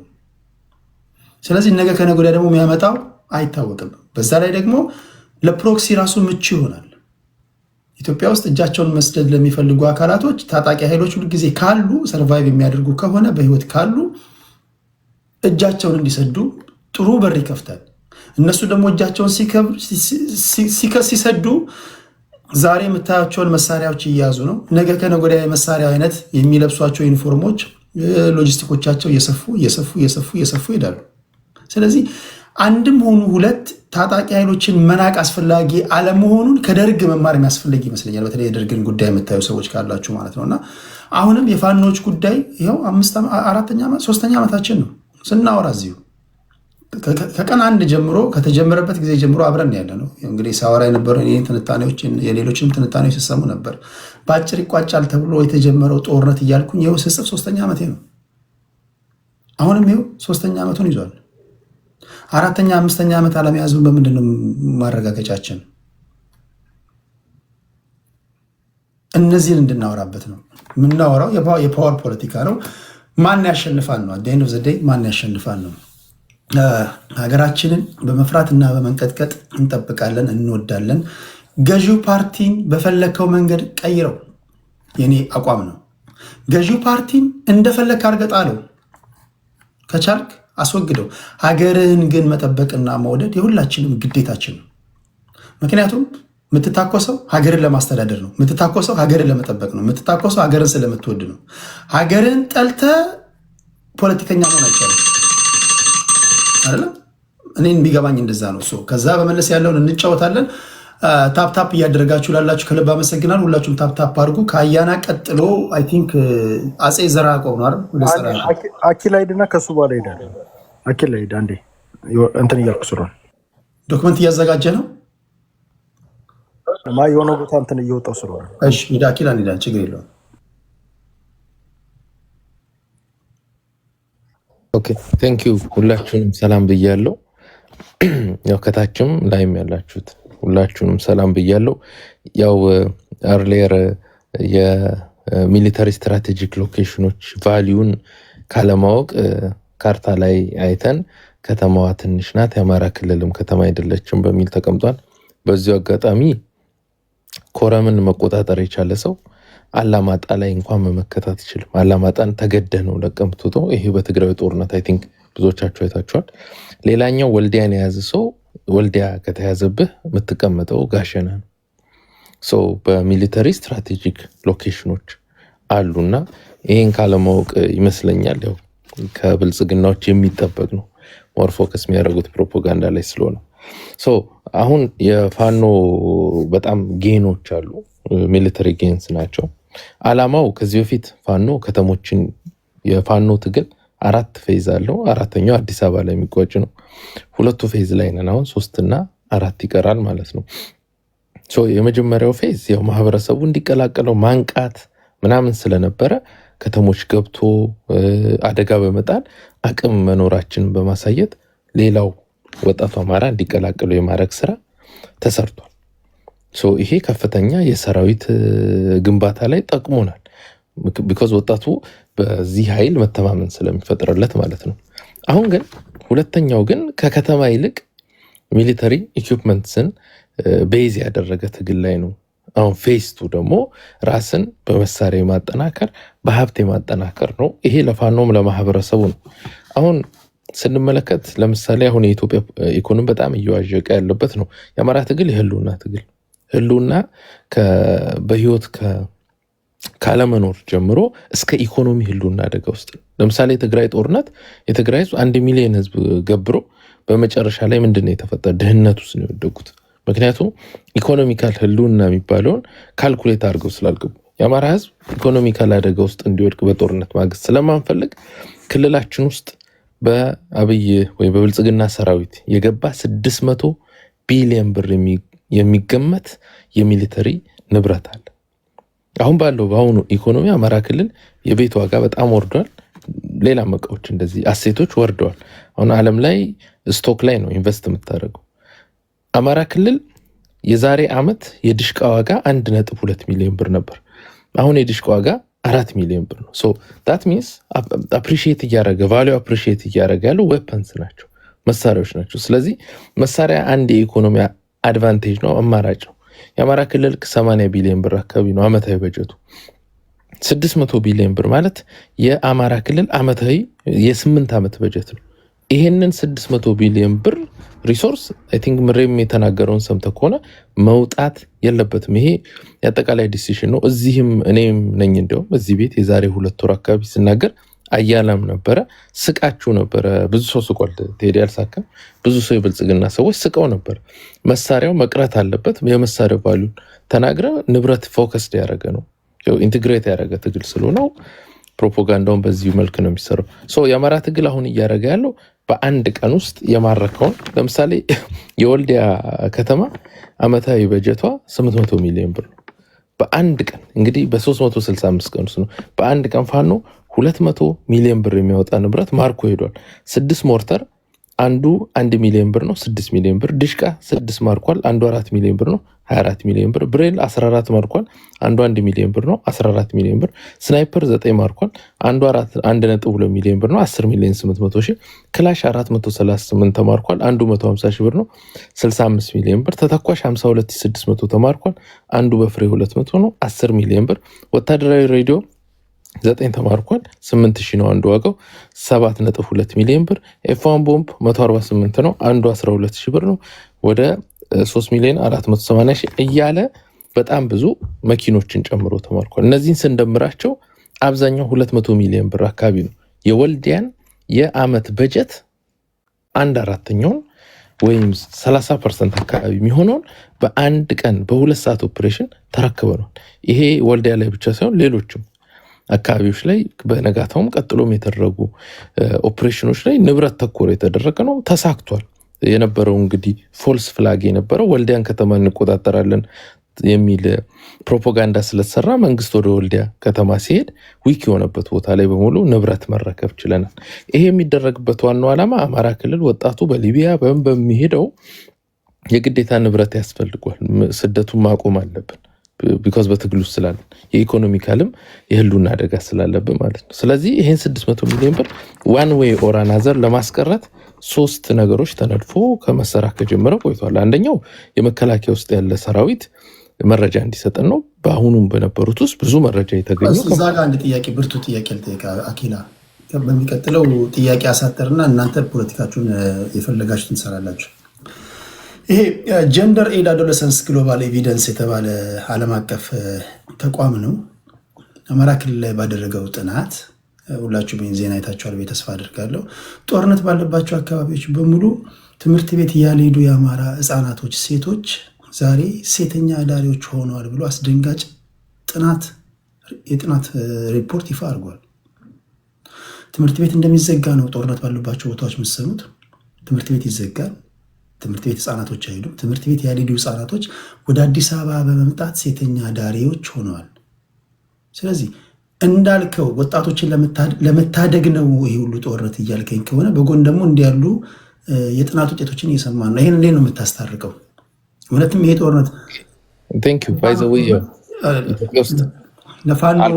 የፋኖ ጦርነት ለአማራ ህዝብ የመጣለት ነው ወይስ የመጣበት ነው? ኦኬ ቬሪ ጉድ። ባይ ዘ ዌይ አንድ ሴት ወደ ሴተኛ ዳሪነት ልገባ የምችለው 18 ዓመት ካለፋት በኋላ ነው። ያ ማለት 12ኛ ክፍል ትጨርሳለች በኢትዮጵያ ኮንቴክስት። አሁን ባለው የኢትዮጵያ የትምህርት ስርዓት ማለፍ የሚችሉ 6% ናቸው። ስለዚህ ፋኖ ትምህርት አስቆም አላስቆም ያቺ ሴት እንግዲህ ከትምህርት ገበታዋ በመውጣት ምክንያት ከሆነ ወደዛ ውስጥ መግባቷ ማይቀር ነው ማለት ነው። ይሄ ከሆነ አናሊሲሱ ግን ያው በደንብ ዴታው ቼክ ተደርጎ ውይይት ተከፍቶ የብቻ ውይይት የሚደረግበት ይሆናል። በፋኖ ደረጃ 3 ነገሮች ተቀርጸው እንቅስቃሴ ውስጥ ከገባ ቆይቷል። አሁን የመጀመሪያው መከላከያ ውስጥ ያሉ ሰዎች መረጃ እንዲሰጡ ነው። ቢኮዝ አንድ የመከላከያ ሰራዊት ከ4500 እስከ 11000 ብር ነው ደሞዙ ተራ ወታደር እስከ መኮንን ማለት ነው። መረጃ ከሰጠን ወይ ለፋኖ ከሰጠ አንድ ስናይፐር ሊሰጠው ይችላል። አንድ ስናይፐር ዋጋው 1,200,000 ብር ነው። ያ ማለት የዛ ወታደር የ10 ዓመት ደሞዝ ነው። ካለው ወታደር ውስጥ የ10 ዓመት ደሞዙን አንዴ ካሽን ማድረግ የሚፈልግ ብዙ ስላለ ክልሉ ላይ ያለውን ንብረት ለመሰብሰብ ቀሎናል ማለት ነው። ወይም ከዚህ በኋላ ይቀለናል። አሁንም እየተደረገ ያለው ሰክሰስፉል ኦፕሬሽን በዚህ ነው። ሁለተኛው ማህበረሰቡ ነው። ማህበረሰቡ ውስጥ ሚኒሻ አለ። ሚኒሻዎች ትልቁ ስራ አሁን የሰሩት መሳሪያዎችን ለስልጠና ተቀብለው ለፋኖ በማስረከብ ከመጣው መሳሪያ 50%ቱን ሸጠው እንዲካፈሉና ኑሯቸውን እንዲደጉሙ የማድረግ ነው። ቢኮዝ አብዛኛው አርሶ አደሮች ናቸው። አንድ ክላሽ 150,000 ብር ነው። 75,000 ብር የሚያገኙ ከሆነ ህይወታቸው ላይ በአመት ሴቭ ላይ ያደረጉ የሚችሉት ወይም አርሰው የሚያገኙት ገንዘብ ስለሆነ ያ ነገር ተሟልቷል ማለት ነው። ሶስተኛ ለዚህ ነው ባይዘው በጣም ድራማቲክ የሆነውና ብልጽግናን ያስደነገጠው። ሌላው አሁን በቅርቡ የሚገባው ወጣቶች ተደራጅተው እና አርሶ አደሮች ደፈጣ እየጣሉ ከሚያገኙት ላይ እንደውም ሬ ወዳጆ በዚህ ላይ ተናግሯል።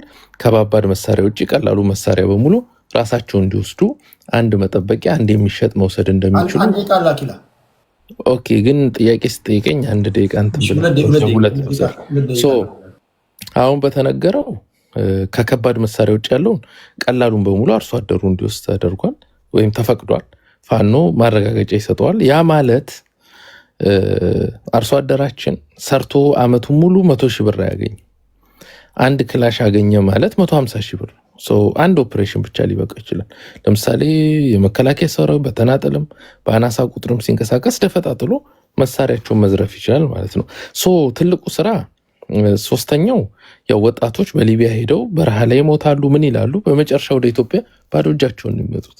በዚህ ግን በቀላሉ አንድ ስናይፐር ማግኘት የሚችል አንድ ወጣት 1.2 ሚሊዮን ብር ካሽን አረገ ማለት ነው። ባጃጅ መግዛት ይችላል። ከጦርነት በኋላ ይሄ አሴት ቫልዩ ይጨምራል። ቢኮዝ ኮንፍሊክት ኤሪያ ነው ኢስት አፍሪካ። ይሄን ገንዘብ 600 ቢሊዮን አሴት የመሰብሰብ ስራ ነው አዲሱ እንግዲህ የፋኖ ትግልና አንድ ክላሽ ላንድ ሃውስሆልድ የሚል ነው እንግዲህ እንትኑ ራሱ ምንድነው ዘመቻው። አንድ ክላሽ ላንድ ገበሬ የሚል ነው። ያ ማለት 150,000 ብር ወደ እያንዳንዱ ገበሬ ነው። መከላከያ ይዞት የመጣው በብድር የተገዛ ነው። እኛ ደግሞ በነፃ ነው ኦን እያደረግን ያለ ነው። ይሄ ነው አላማው። ስለዚህ የተጠናከረ ኃይል የመፍጠር ነው። ማህበረሰባችንም ልክ እንደ እስራኤል ኃይል አይዲኤፍ ሁሉንም ማህበረሰባችን የታጠቀ ለትግል ሬዲ ሆነ የማድረግ ነው ዋናው ስራው ማለት ነው። መጨረሻ ላይ እንግዲህ የፋኖ ትግል ሁሌም ቀልብሰነዋል እንዲህ ብለነዋል ነው የሚሉት። የምትሰማችሁ ሆነ ብልጽግና ሰዎች ሁሌም ፌስ ስላለው በየፌዙ ከለሩን እየቀያየረ አሁን ከተማ ስንይዝባቸው ከተማ መያዝ ነው የፈለጉት። አሁን ንብረት መቆለፍ ይጀምራሉ። ንብረቱን እንወስድባቸዋለን። እንደ መጨረሻ ይሄ ትግል እቺን አንድ ደቂቃ ሶሪ 10 ሰከንድ እንደ መጨረሻ ክላሽ ይዘው መጡ። ቆመ ጠብቀኝ ይዘን ጠበቅናቸው። ክላሻቸውን ወሰድንባቸው። ክላሽ ለማስመለስ ብሬል ይዘው መጡ። ብሬናቸውን ወሰድንባቸው። ድሽቃ ይዘው መጡ። ድሽቃውን ለማስመለስ ዙ ይዘው መጡ። ዙን ወሰድንባቸው። አሁን ኦራል ላይ ደርሰናል። በቀጣይ እነ መድፍ እነ ታንክ እና 4 ኪሎ እንወስድባቸዋለን ማለት ነው። ቴንክ ዩ። እሺ ቴንክ ዩ አኪላ። ዘራቆብ ሬዲ ነህ? አዎ ሬዲ ላይ የምትማርኩትን ክላሽንኮቭ ቆመ ጠብቀኝ ማንኛውም መሳሪያ ለህዝቡ ካከፋፈላችሁ ምናልባት በጊዜ ሂደት ህዝቡ ድጋሚ መሰብሰብ በምትፈልጉበት ሰዓት ከቁጥጥር ውጭ እንዳይሆንባችሁ መጠንቀቅ ያስፈልጋል። ቲፒኤልኤፍ አሁን የገጠመው ያ ነው። በደቡብ ትግራይ በኩል ከናፍቶ ኪሮስ ጋር የተጣላበት ዋነኛ ምክንያቱ ከሚሊሻዎቹ የታጠቁትን በአንድ ወቅት እንደዚሁ ሰጣቸውና አሁን በመሰብሰብ በፈለገበት አጋጣሚ ሊሰበሰብ ሲል አይ ያን ሰጥተናል አሁን ራሳችንን እንከላከላለን ብለው ከነጥቃቸው እንደገና ቲፒኤልኤፍ ለመጣል አፋር የከተሙትን የነ ጌታቸው ረዳን ብለን ተከላከለ ታውቃላችሁ። ሆኖ ትጥቅ እንደዚህ የማረካችሁ ስትሰጡ ለመሳሪያ የማረካችሁ ለህዝብ ስትሰጡ ምናልባት ድጋሚ ለመሰብሰብ በምትፈልጉ ሰዓት አስቸጋሪ እንዳይሆንባችሁ እሱንም ምን ያህል አስባችኋል ማለት ያለው። እሺ ቴንክ ዩ አኪላ። ከአኪላ ቀጥሎ ዘራቆብ። ቴንክ ዩ እንዴት ነህ ቴዲ? ሰላም ነው ወይ? አለን። አይ አኪላ በደንብ የሆነ ድምጽ ያስተጋባል። ያንተ ነው መሰለኝ። አኪላ በደንብ ሄዶበታል። ኤኒዌይስ ምንድነው ቅድም አሪፍ ጥያቄ ለማህበረሰቡ ከብአዴን ወይም ከብልጽግና አንተ ያው ብልጽግና ነው ያልከው ከብልጽግና በላይ ምን ውጭስ ብአዴን አማራ ክልል ውስጥ ከብአዴን የተለየ ፋኖ ምን ሊሰጠው ይችላል? ምንድን ያልከው?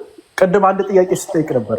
ለማህበረሰቡ ፋኖ የተለየ ነገር ምን ሊያደርግ ይችላል የሚል ጥያቄ አንስተ ነበር። ጥሩ ጥያቄ ነች። ባይዘው እሷ ጥያቄ አሁን አንድ ያስተጋባል። ቴዲሽ ቆይ ላስተካክለው። ኦኬ አሁን ያ ጥያቄ አሪፍ ጥያቄ ነው። ለምሳሌ ብአዴንን ሁጅዝ አማራ ክልል ውስጥ ያለው መንግስት ማህበረሰቡን አሁን ለምሳሌ የኢኮኖሚ ተጠቃሚ እያደረገው ነው ብትል አይደለም።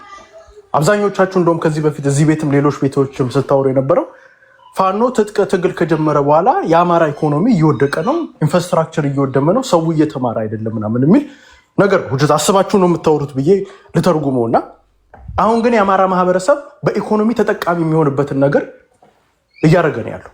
አሁን ለምሳሌ የትግራይ ጦርነት ሲጀመር ብዙ ብር ነበራቸው። ሲጀመር አብዛኛው ማህበረሰብ በሚባል ሁኔታ ሰማው የተወሰነ በኢኮኖሚ ተጠቃሚ ነበር። ትግላቸው ካለቀ በኋላ ግን የትግሬ እናት መጨረሻ ላይ ይሄ ትግሉ ካለቀ በኋላ አሁን ከዩኤንዩ ከኢትዮጵያ መንግስት ኮቾሮ ነው እየለመደ። የእኛ ማህበረሰብም መጨረሻ ላይ ይሄ ትግል አሸንፈን ተጠናቀቅን ተሸነፍንም አሸንፈናል ብለህ ነው ኦልሬዲ እኛ እንዳሸነፍን ነው የምናየው።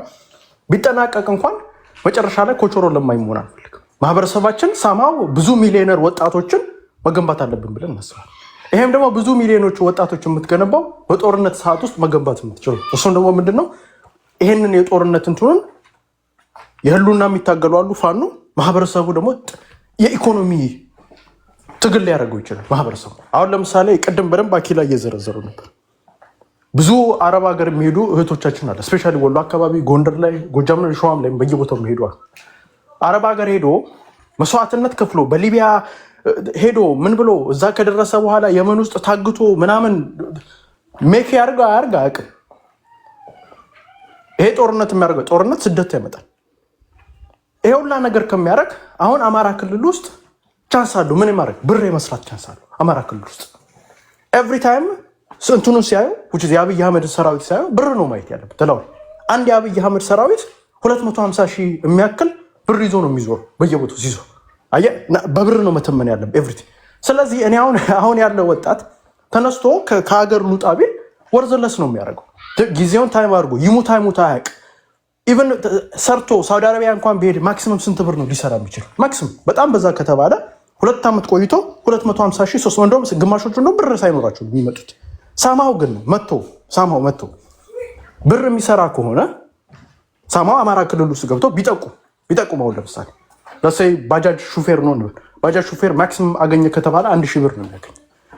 ሳማው ግን ቢጠቁም ግን ስንት ብር ያገኛል? አሁን ለምሳሌ ያውቃሉ ባጃጅ ሹፌሮቹ መከላከያ የት እንደሚገባ በየት በኩል እንደሚሄድ ኤቭሪቲንግ። ለፋኖ ቢጠቁም ስንት ብር ያገኛል? አንድ ክላሽ እንኳን ቢያገኝ 150 ሺህ ብር ለሰይ በጣም ምስኪን የባጃጅ ሹፌሮችን አታስፈጃቸው። ተው ሪያሊቲው ነው 400 ብር ነው 500 ማክሲመም በጣም ከተባለ በቀን 1000 ብር ነው የሚሰሩት። በአንድ ቀን ግን ያወጣት ሚሊዮነር መሆን ይችላል ከጠቆም። መከላከያ የሚወጣበትን የሚገባበትን ያውቁታል። ባይዘው የት እንደሚወጣ ምን ኮንቬይ የት በኩል እያንዳንዱ ኮንቬይ በትንሹ 20 ሚሊዮን እስከ 40 ሚሊዮን ነው ይዞ የሚዞሩ። አንዷ ኮንቬይ ይዛ የምትዞሩ በአንድ ቀን ውስጥ አንድ ስናይፐር ዋጋ ወይም አንድ ስናይፐር ዋጋ ብትሰጠው 1.2 ሚሊዮን። ኦፍኮርስ ፋኖ ከዛ ውስጥ የሚወስደውን ይወስድ ብዙ ነው። እዛ ውስጥ ያለው የ20 ሚሊዮን እቃ ያስክ ማለት በጣም ብዙ እቃ። እሱን ያው ፋኖ ለመታገል ይጠቀምበታል። ማህበረሰቡ ግን የኢኮኖሚ ተጠቃሚ ይሆናል። በአንድ ቀን ሚሊዮነር የሚሆንበትን ወጣቶች እያፈራን ነው የሚለው። ይህንን አንደርስታንድ። እኔ ከዚህ ትግል መጨረሻ ላይ ይሄ ትግል ካለቀ በኋላ መጨረሻው ሰዓት ላይ የአማራ ህዝብ መጨረሻው ሰዓት ላይ እንትን እንዳይል እፈልጋለሁ፣ ድሃ ሆኖ እንዳይቀር። ስለዚህ ይሄ አንደኛው ፕሮጀክታችን። ሌላው ማህበረሰቡ ቢደራጅስ? አሁን ለምሳሌ ገበሬዎች አሉ አርሰው ምን ብለው ምናምን ኤቭሪቲንግ አድርገው በጣም በዛ ከተባለ 150 ከ100 እስከ 200 ሺህ ብር ነው የሚሰሩት በዛ ከተባለ። ገበሬው ግን ቢደራጅና 1 ለ5 ሆኖ ቢደራጅ ዘመድ ሊሆን ይችላል ጎረቤቶች ሆነው ያውቃሉ። ባይዘው መከላከያ የት እንዳለ ሁሉም ያውቃል። ጠብቆ ግን እዛ አንድ የ2 ሳምንት ፕሮጀክት አድርጎ ቢሰራ ምን ማድረግ ይችላል? በአንድ ቀን ውስጥ የ20 ሚሊዮን ውስጥ የያዘ ኮንቬ መጥቶ ምን ማድረግ ይችላል? መያዝ ይችላል። አየህ። ስለዚህ ይህንን እንትኑን የኢኮኖሚ ጫናህን መቀልበስ ትችላለህ። ምን ያደርጓል? አሁን በአጭር ጊዜ አሁን በአንተ የቁጥር ካልኩሌሽን ሚሊዮነር ያደርጓል እንዴ? አንድ እንትን ካስክ አንዱ ኮንቬካ 20 ሚሊዮን ብር እኮ ነው እያወራ ያለው። እና ታዲያ እንዲህ ሚሊዮነር የሚያደርገው ከሆነ አንተ ገብተህ ስራው ለምን አስራ ኖ እኔማ ውጭ ነኝ ያለው ውጭ የሚል ታደርጋለህ። አንድ ልጨርስ፣ አንድ ሀሳብ ልጨርስ። እሺ እኮ ሪያሊቲ ቢካዝ አሁን ማህበረሰባችንን አሁን የሆነ ያስተጋባል። ማህበረሰባችን አሁን ምን ሆኗል እንደምታየው፣ አሁን ለምሳሌ ኦፍ ኮርስ ትግሉ ኦልሬዲ አንደርስታንድ አድርጎታል። አብይ አህመድ ሰራዊት እየገደለው እንደሆነ ምናምን አንደርስታንድ አድርጎታል። ግን ከዛ በላይ ግን ማነሳ ሌላ ደግሞ የምታነሳ አሁን እየጠየቀ ያለው ኢኮኖሚ ነው፣ ብር ነው እየጠየቀ ያለው። ማህበረሰቡ ተቸግሯል፣ መስዋዕትነት እየከፈለን። ስለዚህ ይሄንን የብር እንትን ኢኮኖሚውን ጫና ሊያቃልል የሚችለው በዚህ አይነት ነገር። ስለዚህ ማርኬት ስትታጠቅን መሸጥ ትችላለህ። አንድ አሁን ለምሳሌ ድሽቃ አሁን ለምሳሌ አንድ እንትን ኮንቬ የሚመታ እዛ ውስጥ ኮንቬ ውስጥ 2 ድሽቃ ማክሲመም አለ። 2 ድሽቃ ማለት አንድ ድሽቃ 4 ሚሊዮን ብር። ያንን ድሽቃ የራሱ ሴቭ አድርጎ አሁን ለምሳሌ በውጭ ሀገራቶች በተለያዩ ሀገራቶች አሁን አሜሪካም ሊሆን ይችላል ማህበረሰብ ኢንቨስት በሰላም ሀገር ላይ ኢንቨስት የምታደርገው ስታክ ማርኬት ላይ ሪል ስቴት ቤቶች ላይ ምናምን ኢንቨስት የምታደርገው የቤት ዋጋ እየጨመረ የስታክ ዋጋ እየጨመረ ይመጣል። እንደዚህ አይነት ይሄ የእርስ በርስ ጦርነት ሀገር ያለባቸው ሀገሮች ደግሞ ምንድነው የሚጨምረው? የመሳሪያ ዋጋ እየጨመረ አሁን ሪል ስቴቶች እየቀነሱ ይመጣሉ። ማንም ሰው ቤት አይገዛም ቢካዝ ነገር ቤቱ ሊነድበት ስለሚችል ምንድነው ግን የመሳሪያ ዋጋ ግን እየጨመረ ነው የሚሄደው። ለምሳሌ ቅድም እንደ አኪላስ 1.2 ሚሊዮን የነበረው የዛሬ 2 ዓመት አሁን ወስን 4 ሚሊዮን ነው። ይሄንን መሳሪያ ኢቭን እንኳን 2 መሳሪያ ቢማርከና ይሄን አንደኛው መሳሪያ ቢደብቀው ከ3 ዓመት በኋላ ያ መሳሪያ ወይም ከ2 ወር ከ3 ወር በኋላ ኢቭን ልሽጣው ቢል ያ መሳሪያ አሁን ከ4 ሚሊዮን ወደ 6 ሚሊዮን ዞሮ ሊሄድ ይችላል። ቢካዝ የመሳሪያ እንትን ፍላጎት እየጨመረ እየመጣ አሁን ለምሳሌ ድሮ ሽጉጥ ካለው አሁን ክላሽ ያምሯል። ክላሽ ደግሞ የሚያምረው አማራ ክልል ውስጥ ብቻ አይደለም፣ ኦሮሚያ ክልል ውስጥ ያሉት ሊሆን ይችላል፣ ሌሎች ማህበረሰቦች ሊሆን ይችላል መሸጥ የሚችለው ኢንክሉዲንግ አዲስ አበባ ሊሆን ይችላል። አዲስ አበባ ብዙ ሰው መታጠቅ ይፈልጋል። ስለዚህ ይሄንን የንግድ ኢኮኖሚ ማድረግ ይችላል ነው እና እኔ ባለፈውም የተደረገው ላይ ከውስጥ ኦፍ ኮርስ ጥቆማ ተደርጎ ምናምን በስነ ስርዓት አስልተውበትን የሰሩት በትንሽ መስዋዕትነት 200 ሚሊዮን ብር ወርዝ የሚያደርግ ዕቃ ነው። እኛ የብልጽግና መንግስት የሚያስበው አሁን እናንተ እንደምታስቡት ምንድነው 1 ሚሊዮን ሰው ቢሞት ችግር የለበት፣ 1 ሚሊዮን ወታደር ይዞ ይመጣል። እቃው ግን ለሱ ወሳኝ። አሁን አብዛኛው እና አያና ምናምን ቅድም ሲናደዱ የነበሩት እቃውን እያዩ ስንት ብር ወርዝ እንደሚያደርግ ያውቃል። 200 ሚሊዮን ብር ወርዝ ዕቃ አገኘ ማለት ፋኖ ኔክስት ደግሞ እኔ አሁን ድል የምንለው እንደ አንድ አማራ ድል የምንለው ከተማ በመቆጣጠር አይደል። ስንት አግኝተሃል? ምን አይነት መሳሪያ አግኝተሃል? ስንት ማስታጠቅ ይችላል?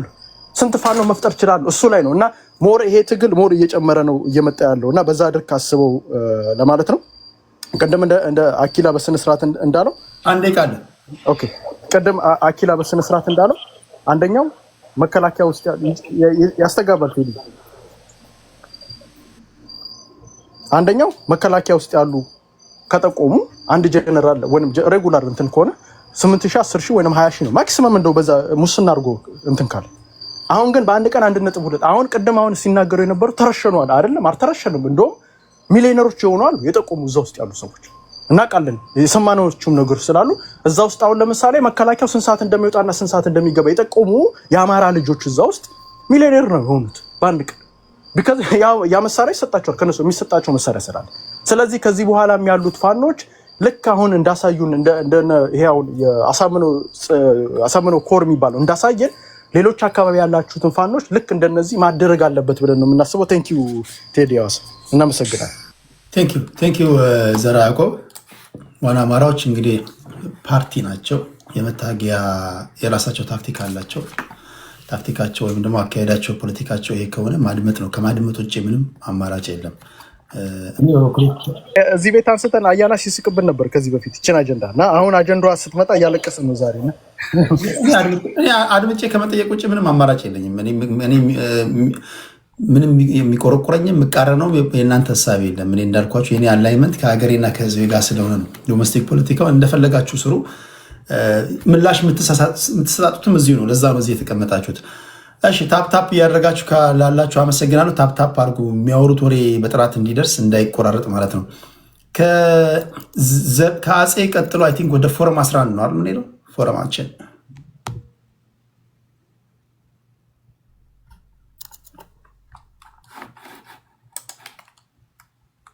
ፎረም አለ።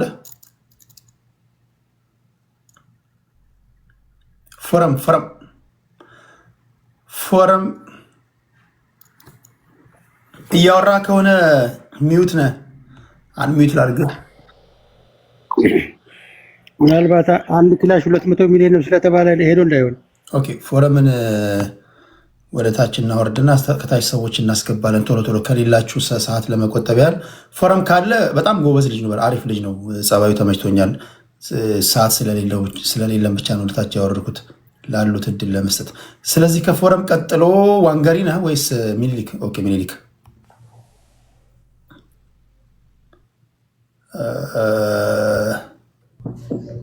Okay, thank you, Teddy. የሰዎችን ሪያክሽን በማየት ብዙ ነገር መገንዘብ ትችላለህ። ይሄ ሞኒተሪ የሆነ የትግል አስተሳሰብህ አግባብ ነው ብዬ አላምንም። ከገንዘቡ ጋር አይደለም ትግሉ፣ ወይንም ከገንዘቡ በበለጠ መሳሪያ መማረኩ ላይ ያተኮረ ትግል ነው። ይሄ ዝም ብሎ ሰዎች ገንዘብ እናገኛለን ብለው የሚታገሉት ትግል አይደለም። እንደዛ አይነት ሰፊ እንትን ውስጥ መግባቱ እንደዛ ይመስል ስለሚያደርገው ከዛ ባለፈ ግን ብዙ እናስታውሳለን። አሁን የሰዎችን ሪያክሽን ስታይ ምንም አታመጡም፣ ከቤተክርስቲያን አትወጡም፣ አንድ ቀን ሰው ማርካችሁ አታውቁም፣ መሳሪያ የላችሁም ያልተባለ ነገር የለም። የአማራ ህዝብ የህልውና ጥያቄ አለው። የታጠቁ ወጣቶች በሁሉም መንገድ ሞክረው መጨረሻ አማራጭ የሚሉትን የትጥቅ ትግል ይዘዋል የሚለውን በእውነት የሚያዩ ያውቁታል። በባለጊዜነት በጸረ አማራ ጥላቻ በተለያየ ምክንያት ይህንን ጥያቄ አግኖሌጅ እንኳን አያደርጉት። ጥያቄ ካለው ብለው ሁሉ ያጣጥሉታል። እና እነዚህ ሰዎች መጥተው ዛሬ የዲሞክራሲያዊ መንገድ እንዳለም ሊነግሩን ይሞክራሉ። የትጥቅ ትግል ኋላ ቀር እንደሆነም ሊነግሩን ይሞክራሉ። የአማራ ህዝብ የህልውና ጥያቄ በሁሉም መንገድ አብሶ ከለውጡ በኋላ ሊመለስ የሚችልባቸው ሰፋፊ አጋጣሚዎች ነበሩ። ይህንን አጋጣሚ ተጠቅሞ የአንድ ሀገር መንግስት የትልቅ ህዝብን ጥያቄ በመመለስ ፋንታ ሱሪ አስፈታቸዋለሁ፣ ቀበቶ አስፈታቸዋለሁ፣ መሳሪያ አስፈታቸዋለሁ ሚል ንቀት ጥጋብ ውስጥ ገብቶ እየደረሰ ያለ ነገር ነው። አሁን የምታዩት ሁሉ ጥያቄ የለም ብለው ከሚጠይቁት ብዙ ከመናደድ ውጪ ብዙም አንጠብቅም። ቢካዝ የደረሰው ፋኖ ያገኘው ድል ሰራዊት ውስጥ በደንብ ሰራዊት ውስጥ በሁሉም በእዝ ሰንሰለት ውስጥ በስነ ስርዓት የሚረዱት ሀቅን ሃይላይት ያደረገ የኢትዮጵያ መከላከያ ሰራዊት በዩኒፎርሙ ብቻ የኢትዮጵያ መከላከያ ሰራዊት ሆኖ የቀረው የብልጽግና ስልጣን ጠባቂና የህዝብን ድምፅ በጉልበት ዝም አስብላለሁ ብሎ የገባው ኃይል ጸረ ኢትዮጵያ የሆነ አካልን ሲታገል የሚሰማው የሞራል የበላይነትና ከጎኑ ቆመው ጸረ ኢትዮጵያኖችን ሲታገሉ የነበሩ ፋኖዎችን ሲዋጋ የሚዋጋበት የሞራል ደረጃ እኩል አይደለም። መከላከያ ሰራዊት ውስጥ እዚህ ቲክታክ ላይ የምናውቃቸው ልጆች የመከላከያ ሰራዊት ዩኒፎርም ለብሰው በላይቭ ተስፋ ሲቆርጡ አይተናቸዋል። ይሄ አማራ ላይ የሚደረገው ነገር በጣም በጣም በጣም ትክክል እንዳልሆነ ጸረ ኢትዮጵያ እንደሆነ ያምኑታል። የአማራ ህዝብ ጥያቄ ትክክል እንደሆነ ከልባቸው ያምናሉ። አይተውታል ብዙዎቹ። እና እነዚህ ወታደሮች መሪዎቹ እየወጡ እንደሚደነፉት አይነት ስሜት ውስጣቸው የለም። የሚታገሉት ኃይል ጸረ ኢትዮጵያ እንዳልሆነ፣ የሚታገሉት ትግል ለኢትዮጵያ ሳይሆን ለስልጣን እንደሆነ እየተገነዘቡ ከላይ እስከታች የእዝ ሰንሰለት ውስጥ ያሉ መከላከያ ውስጥ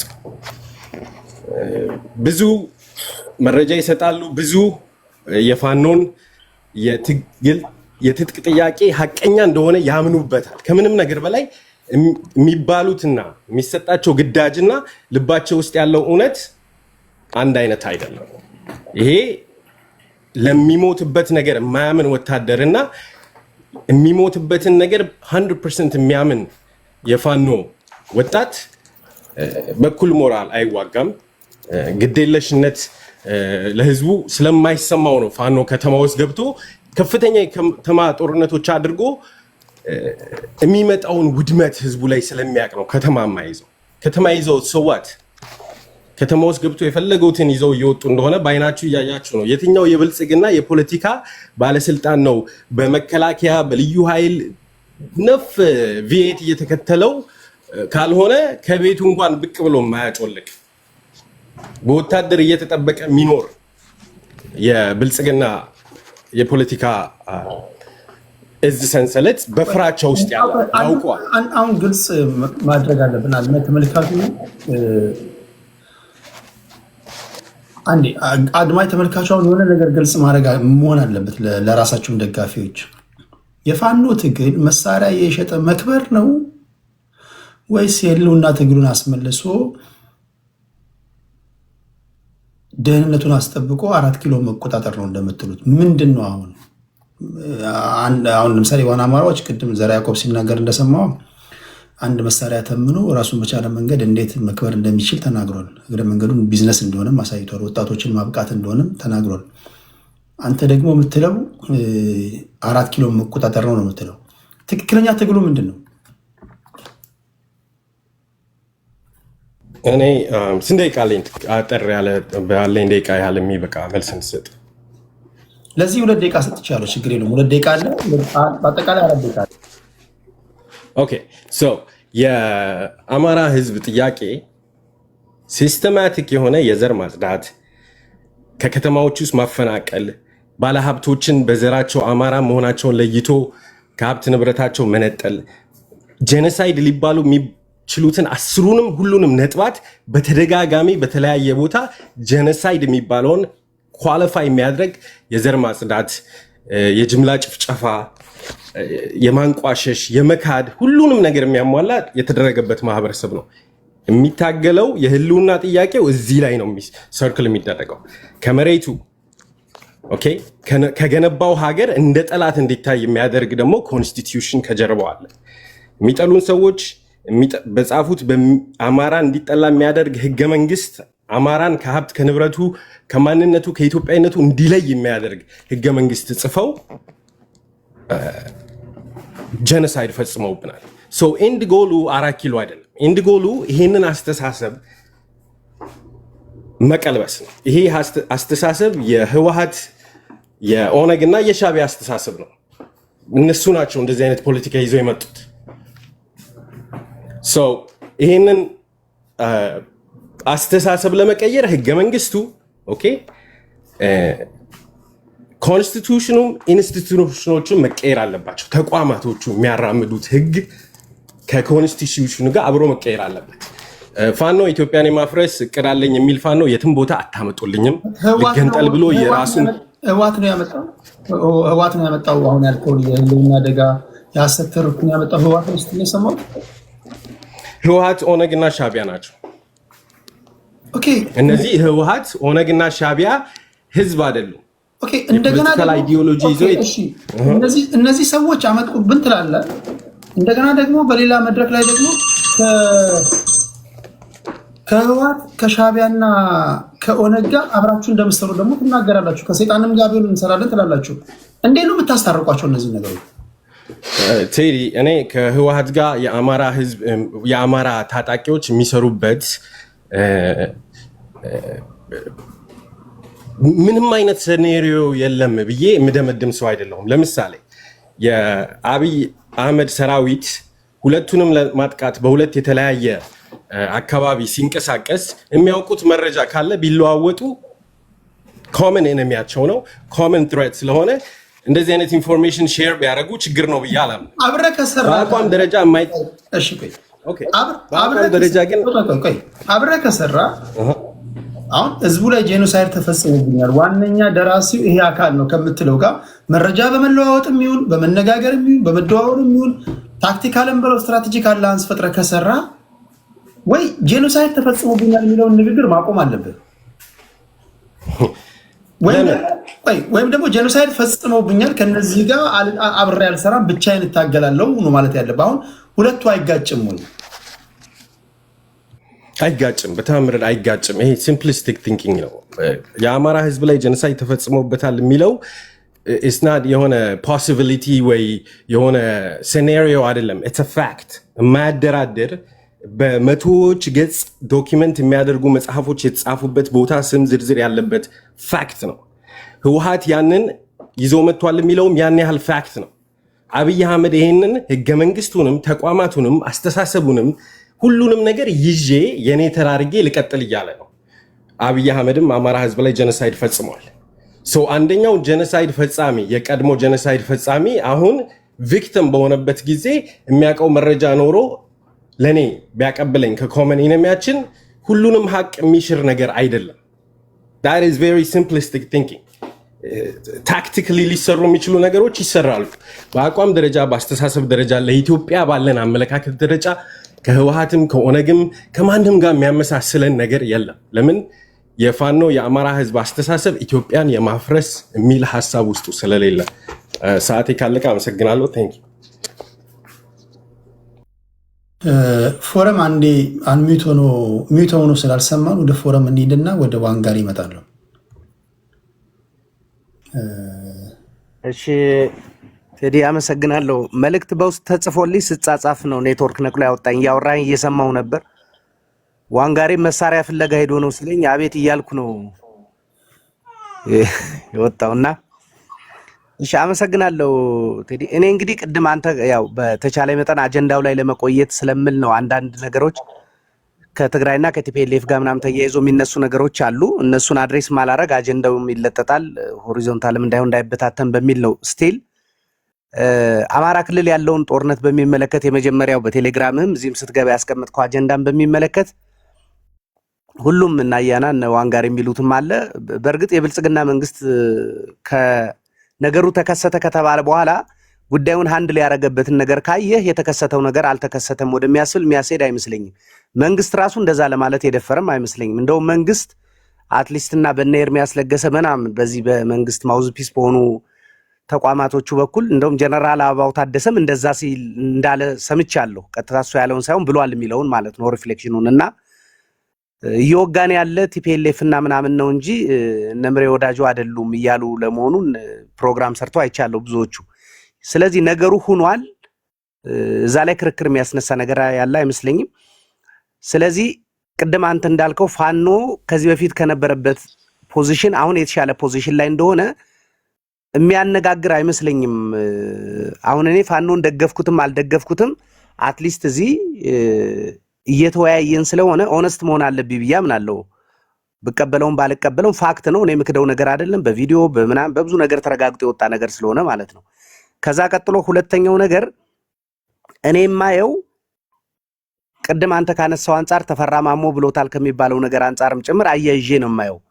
ኦቨርኦል ብልጽግና ቢባል መንግስት ጥርሱን ስሎ አማራ ክልልንም የትግራይ ክልልንም ኦሮሚያ ክልልንም ፓርሻሊ እየቀያየረ እየወጋ የቆየ መንግስት ስለሆነ ኢሴንሻሊ አሁን አማራ ክልል ሰራዊቱ ሲፈሰፈስ ባይ በተለየ አዲስ ነገር እንደተከሰተ ወይ ለትግራይ እንደማይጠቅም አድርጌ አይደለም ወስደው። ምናልባትም ደግሞ አሁን መንግስት አሁን አማራ ክልል ካለበት ነገር ሳይወጣ ወደ ትግራይ ሌላ አድቬንቸር ከጀመረም ምናልባት አሁን መንግስትን እየታገሉ ላሉ ኃይሎች ትግራይ ውስጥ መከላከያ ሰራዊቱ ወይ መንግስት አድቬንቸር የሚገጥመው ተግዳሮት በሙሉ እንደ መልካም አጋጣሚ እንደሚያዩት መታመን መቻል አለበት። ለምን የኃይል መከፋፈል ይፈጥራል። ኢፌክቲቭ የሆነ ሁሉንም ነገር ሁሉም አቅጣጫ ላይ በተመሳሳይነት ለማጥቃት መንግስት በሚለው ልክ አቅም እንዳይኖረው ስለሚያደርግ ማለት ነው። ከዛ አንጻር ነው የምናየው። ከዛ ቀጥሎ ቅድም አሁን ፋኖ ምኒልክ ፋኖ ከመውጣቱ በፊት ያለው ነገር አለ ቲፒኤልኤፍ ምናምን በሚመለከት አንዳንዴ ያው ፐዝል ያረጋኛል። ምንድነው መሰለ ፐዝል የሚያረጋኝ መሬት ላይ ያሉትን ፋኖች አትሊስት ከትግራይና ከቲፒኤልኤፍ ጋር ተነጋግረን አብሮ መስራት ባይቻል እንኳን ጠላትነቱን ዴስከሌት ልናረግ እንፈልጋለን የሚሉ ሰዎችን የሚደግፉ ሰዎች መሬት ላይ ያሉት ሰዎች ከሚሉት ጋር በጣም በኮንትራስት በጣም ተቃርኖ ውስጥ ያለ ነገር ለምን አድቮኬት እንደሚያደርጉ አንደርስታንድ ለማድረግ ይቸገራለሁ። እንዳልኩ ግን የኔ ቦታ አይደለም። የአማራ ክልል ልጆች ነን አማራዎች ነን የሚሉ ሰዎች ይጠቅመናል ያሉትን ለምን አሉ አልልም። ግን አትሊስት መሬት ላይ ካለው ነገር ጋር ግን ተቃርኖ ነገር እንዳለው አንተም ያነበብክ ይመስለኛል። ለዛ ይመስለኛል ልጁ ነው የጠየቀው በዚህ በኩል የምትለውና መሬት ላይ ያሉት መሪዎች አብረን ለመስራት ጥረት እያደረግን ነው። አትሊስት በሐሳብ ደረጃ ብልጽግና የጋራ ጥላት አድርገን ወስደን እንቅስቃሴ ውስጥ ነን የሚሉ ሰዎችን አንደርማይን የሚያደርግ ነገር ይመስለኛል እሱ የተናገረው። ግን ኦቨርኦል የኔ ቦታ አይደለምና ምናልባትም እነ አጼ ዘርዓ ያዕቆብ እነ አኪላ የሚሉትን ይላሉ ብዬ አስባለሁ። በእኛ በኩል ግን ብልጽግና ከሁሉም በፊት የህልውና ስጋት አድርገን ስለምንቆጥረው የሚደርስበትን ነገር ሁሉ ዲዘርቭ ያደርጋል ብለን ነው ምናምን።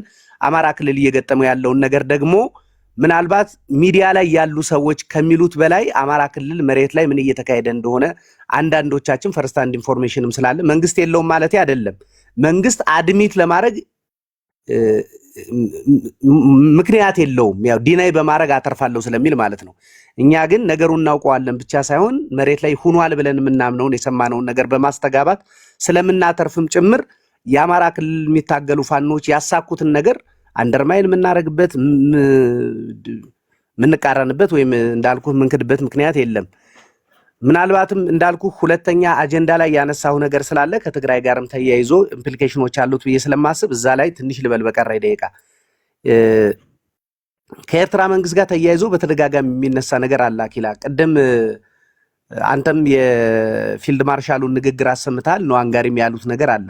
አሁን አንዱ ፐዝሊንግ ነገር ብሔራዊ ታሪካዊ ጠላት ከሆነ ሻቢያ ባለፈው አያናንም እንደውም ኮንግራ መንግስት ላይም ኦፊሻል ኢንተርቪውን እያየው ነበርና 30 ምናምን ዓመት ሙሉ ሻቢያ የሚባል ተቋምና እንዳልኩ ኦቨርኦል የኤርትራ ስቴት ማሽነሪ ሀገሪቷን ከቦ አፍኖ ምናምን እንዴት ይዟት እንደነበር ምናምንም ሲያወራ ሰምቸዋለሁ። እና ታሪካዊ ጠላት ከነበር በትግራይ ጦርነት ጊዜ ለ2 ዓመት ኢዘር መንግስት ሚስጀጅ አድርጓል ማለት ነው። ኤርትራ የሚባልና ሻቢያ የሚባል ድርጅትን በ2 ዓመቱ ጦርነት ኮምፕሌትሊ ታሪካዊ ጠላት መሆናቸውን ረስቶ ትግራይ ውስጥ ጎትቶ አስገብቶ የትግራይን ህዝብ አስጨፍጭፏል። ካልሆነ ደግሞ ከኤርትራ ወይ ሻቢያ ለኢትዮጵያ ካለው ታሪካዊ ጠላትነት ይልቅ የትግራይ ህዝብን ማጥቃት የበለጠ ኢምፖርታንት አድርገው ወስደውታል ማለት ነው። ኦቨርኦል መንግስት እንኳን በዚህ ደረጃ ታሪካዊ ጠላቴ ከሚለው ጋር ተለዋዋጭ የሆነ ፖሊሲ ካለው ቀጥቃጭ አካል የሚቀጠቀጠው ህዝብ ኮንሲስተንትሊ የኤርትራና የሻቢያን ታሪካዊ ጠላትነት የሙጢ ብሎ እንዲይዝ ኤክስፔክት ማድረግ በጣም በጣም አስቂኝ ነገር ነው። ልንሞት ፈርተናል። ብልጽግና የሚባል ሪሶርስፉል መንግስት ነው፣ ሀገር የሚመራ መንግስት ነው። ለተለያዩ አድቫንስድ መሳሪያዎችና ለ100 ሚሊዮን ህዝብ ሪሶርስ አክሰስ አለው። ጠቅላይ ሚኒስትሩም እኮ ብለዋል የድሃ ልጅ የሞላበት ሀገር ነው። በተለይ ደግሞ አሁን 12ኛ ክፍል 2-3% ተማሪ በሚያልፍበት ሀገር ወጣቱ ምንም የሥራ አማራጭ በሌለበት ሀገር ውስጥ በሚሊዮን ሰራዊት በየወሩ እየመለመሉ ጦርነቱን 10 ዓመት ማስቀጠል ይቻላል። ይሄ ጠቅላይ ሚኒስትሩ በግልጽ ያሉት ፖሊሲ ነው። ስለዚህ ኮንሲስተንትሊ እንዳየው ነው። መከላከያ ይላካል። የትገባ የሚባል ጥያቄ የለም፣ የደረሰ የሚባል ጥያቄ የለም። እኔ እንደው ቴዲ አንፎርቹኔትሊ በጣም እንደው የሚያሳዝነኝ ነገር ልንገር። ሁሉም ክልሎች እኔ ለፋኖች ሁሉ እውቅና ሰጥቼ አውቃለሁ ከዚህ በፊት። ዛሬም አንተ ፊት አንዱ እውቅና የምሰጠውን ነገር ልንገር። በትግራይ የሞተውን ሰራዊት ሁሉም ባለስልጣናት ቤት ድረስ ሄደው አስረድተዋል፣ አስለቅሰዋል። አዘኑም አላዘኑም አትሊስት አስመስለው እንኳ ቢሆን መርዶ ይነግራሉ። የኢትዮጵያ መንግስት አንድ ቀንም ለተሰዉ መከላከያዎች መርዶ ሲነግር ሰምተህ አታውቅም። መሞታቸውንም አክኖሌጅ ሲያደርግ ሰምተህ አታውቅም። መንግስትን እንደግፋለን የሚሉ ሰዎችም መከላከያውን ወደ ጦርነት ለመላክ ሲገፋፉት እንጂ በሞቱ ይሁን ሲማረክ ሁሉ እንዴት እንደሚክዱት ስታይ ምን ያህል በምንም ሁኔታ ቢሆን ሰው ጋፈን እንደምንልክ የተማመኑ ይመስላል። ማለት ሪኮግናይዝ ብናረገው መስዋዕትነቱን ባናረገው ምርኮውን ሪኮግናይዝ ባናረገው ብናረገው እያየህ እኮ ነው። ፎቶሾፕ ነው ይላሉ። ቅድም አንተ እንዳልከው እኮ እነዚህ ሰዎች ቪዲዮ ያላቸው ፎቶ ያላቸው የሚያሳዝኑ ህፃናት ጉስቁልቁል ያሉ ሲማረኩ ሁሉ ግራ የተጋቡ ህፃናትን ቪዲዮ እያየህ እነዚህን ሰዎች የሚጠብቁ እናቶች የሚጠብቁ ልጆች ወንድም እህቶች እንዳሉ ከግምት ውስጥ ባላስገባ መልኩ ፎቶሾፕ ነው ይለዋል። መከላከያ ድል ባመጣ ሁሉ ድሉን ይጋሩታል። የተዋረደ በመሰላቸው የወደቀ በመሰላቸው ጊዜ ሁሉ ይክዱታል። ይሄ አንዱ ማሳያ ምን መሰለ፣ ሰራዊት ከየትም ቦታ ቢሆን ጋፈን እንደሚወስዱ ግን እርግጠኛ ናቸው። እንዳየው ደግሞ ቱ ሳም ኤክስተንት በየጊዜው አሁን የዛሬ 15 ቀን 20 ቀን አካባቢ ይመስለኛል በ10 ሺዎች የሚቆጠር በብር ሸለቆ በውርሶና በብላቴ ምናምን የተመረቀ ሰው አሳይተዋል። እነሱ ፕሮባብሊ ሰሞኑን እነምሬ እጅ ላይ ከወደቁትም ውስጥ ሊሆን ይችላል። አሁን ደግሞ ብርሃኑ ጁላ ውርሶ እያየው ነው። ኦቨርኦል ምንድነው? ከዚህ በተቃራኒ እንደውም ታጣቂዎች በትግራይም በአማራ ክልልም ያሉ ፋኖች ማይተ ከሆነ የተሰውባቸውን ሰዎች እሺ ቴዲ መቃብራቸው ድረስ ሄደው አክኖሌጅ ያደርጋሉ፣ ሴሌብሬት ያደርጓቸዋል፣ ይዘክሯቸዋል፣ መሞታቸውን ያምናሉ። የተሰዉበትን ቦታ ሁሉ ይገልጻሉ። ቤተሰቦቻቸውን የመጽናኛ መልእክት ምናምን ለመላክ ይሞክራሉ። ስለዚህ መንግስት ከአማጽያን ያልተናነሰ ምናልባትም የባሰ የሞራል ውድቀት ውስጥ ነው ያለ። ለዚህ ነው ትረስት ያጣ ብዬ ነው ማምን። አክኖሌጅ ማድረግ ይገባል። ገፋፍተህ የምትልከው መከላከያ ሰራዊት ሲማረክ ይሁን ሲሞት እውቅና መስጠት ይገባል። ችግሩ እንደገጠመው ግን መካድ ብዙ አንተ ምንም ማናችንም የምንቀበለው ነገር አይመስለኝም። ፕሮዳክቲቭ ነው ብዬ አላምንም። አመሰግናለሁ ቴዲ። ቴንክ ዩ ፎረም። አንድ ማስታወቂያ አለ። ነገ ሁላችሁም በጉጉት የምትጠብቁት አንድ ጉዳይ አለ። እዚህ ሶሻል ሚዲያ ላይ ሁሉም ገንዘብ ይሰበስባል። የሚሰበሰበው ገንዘብ ደግሞ ጥያቄ አስነስቷል።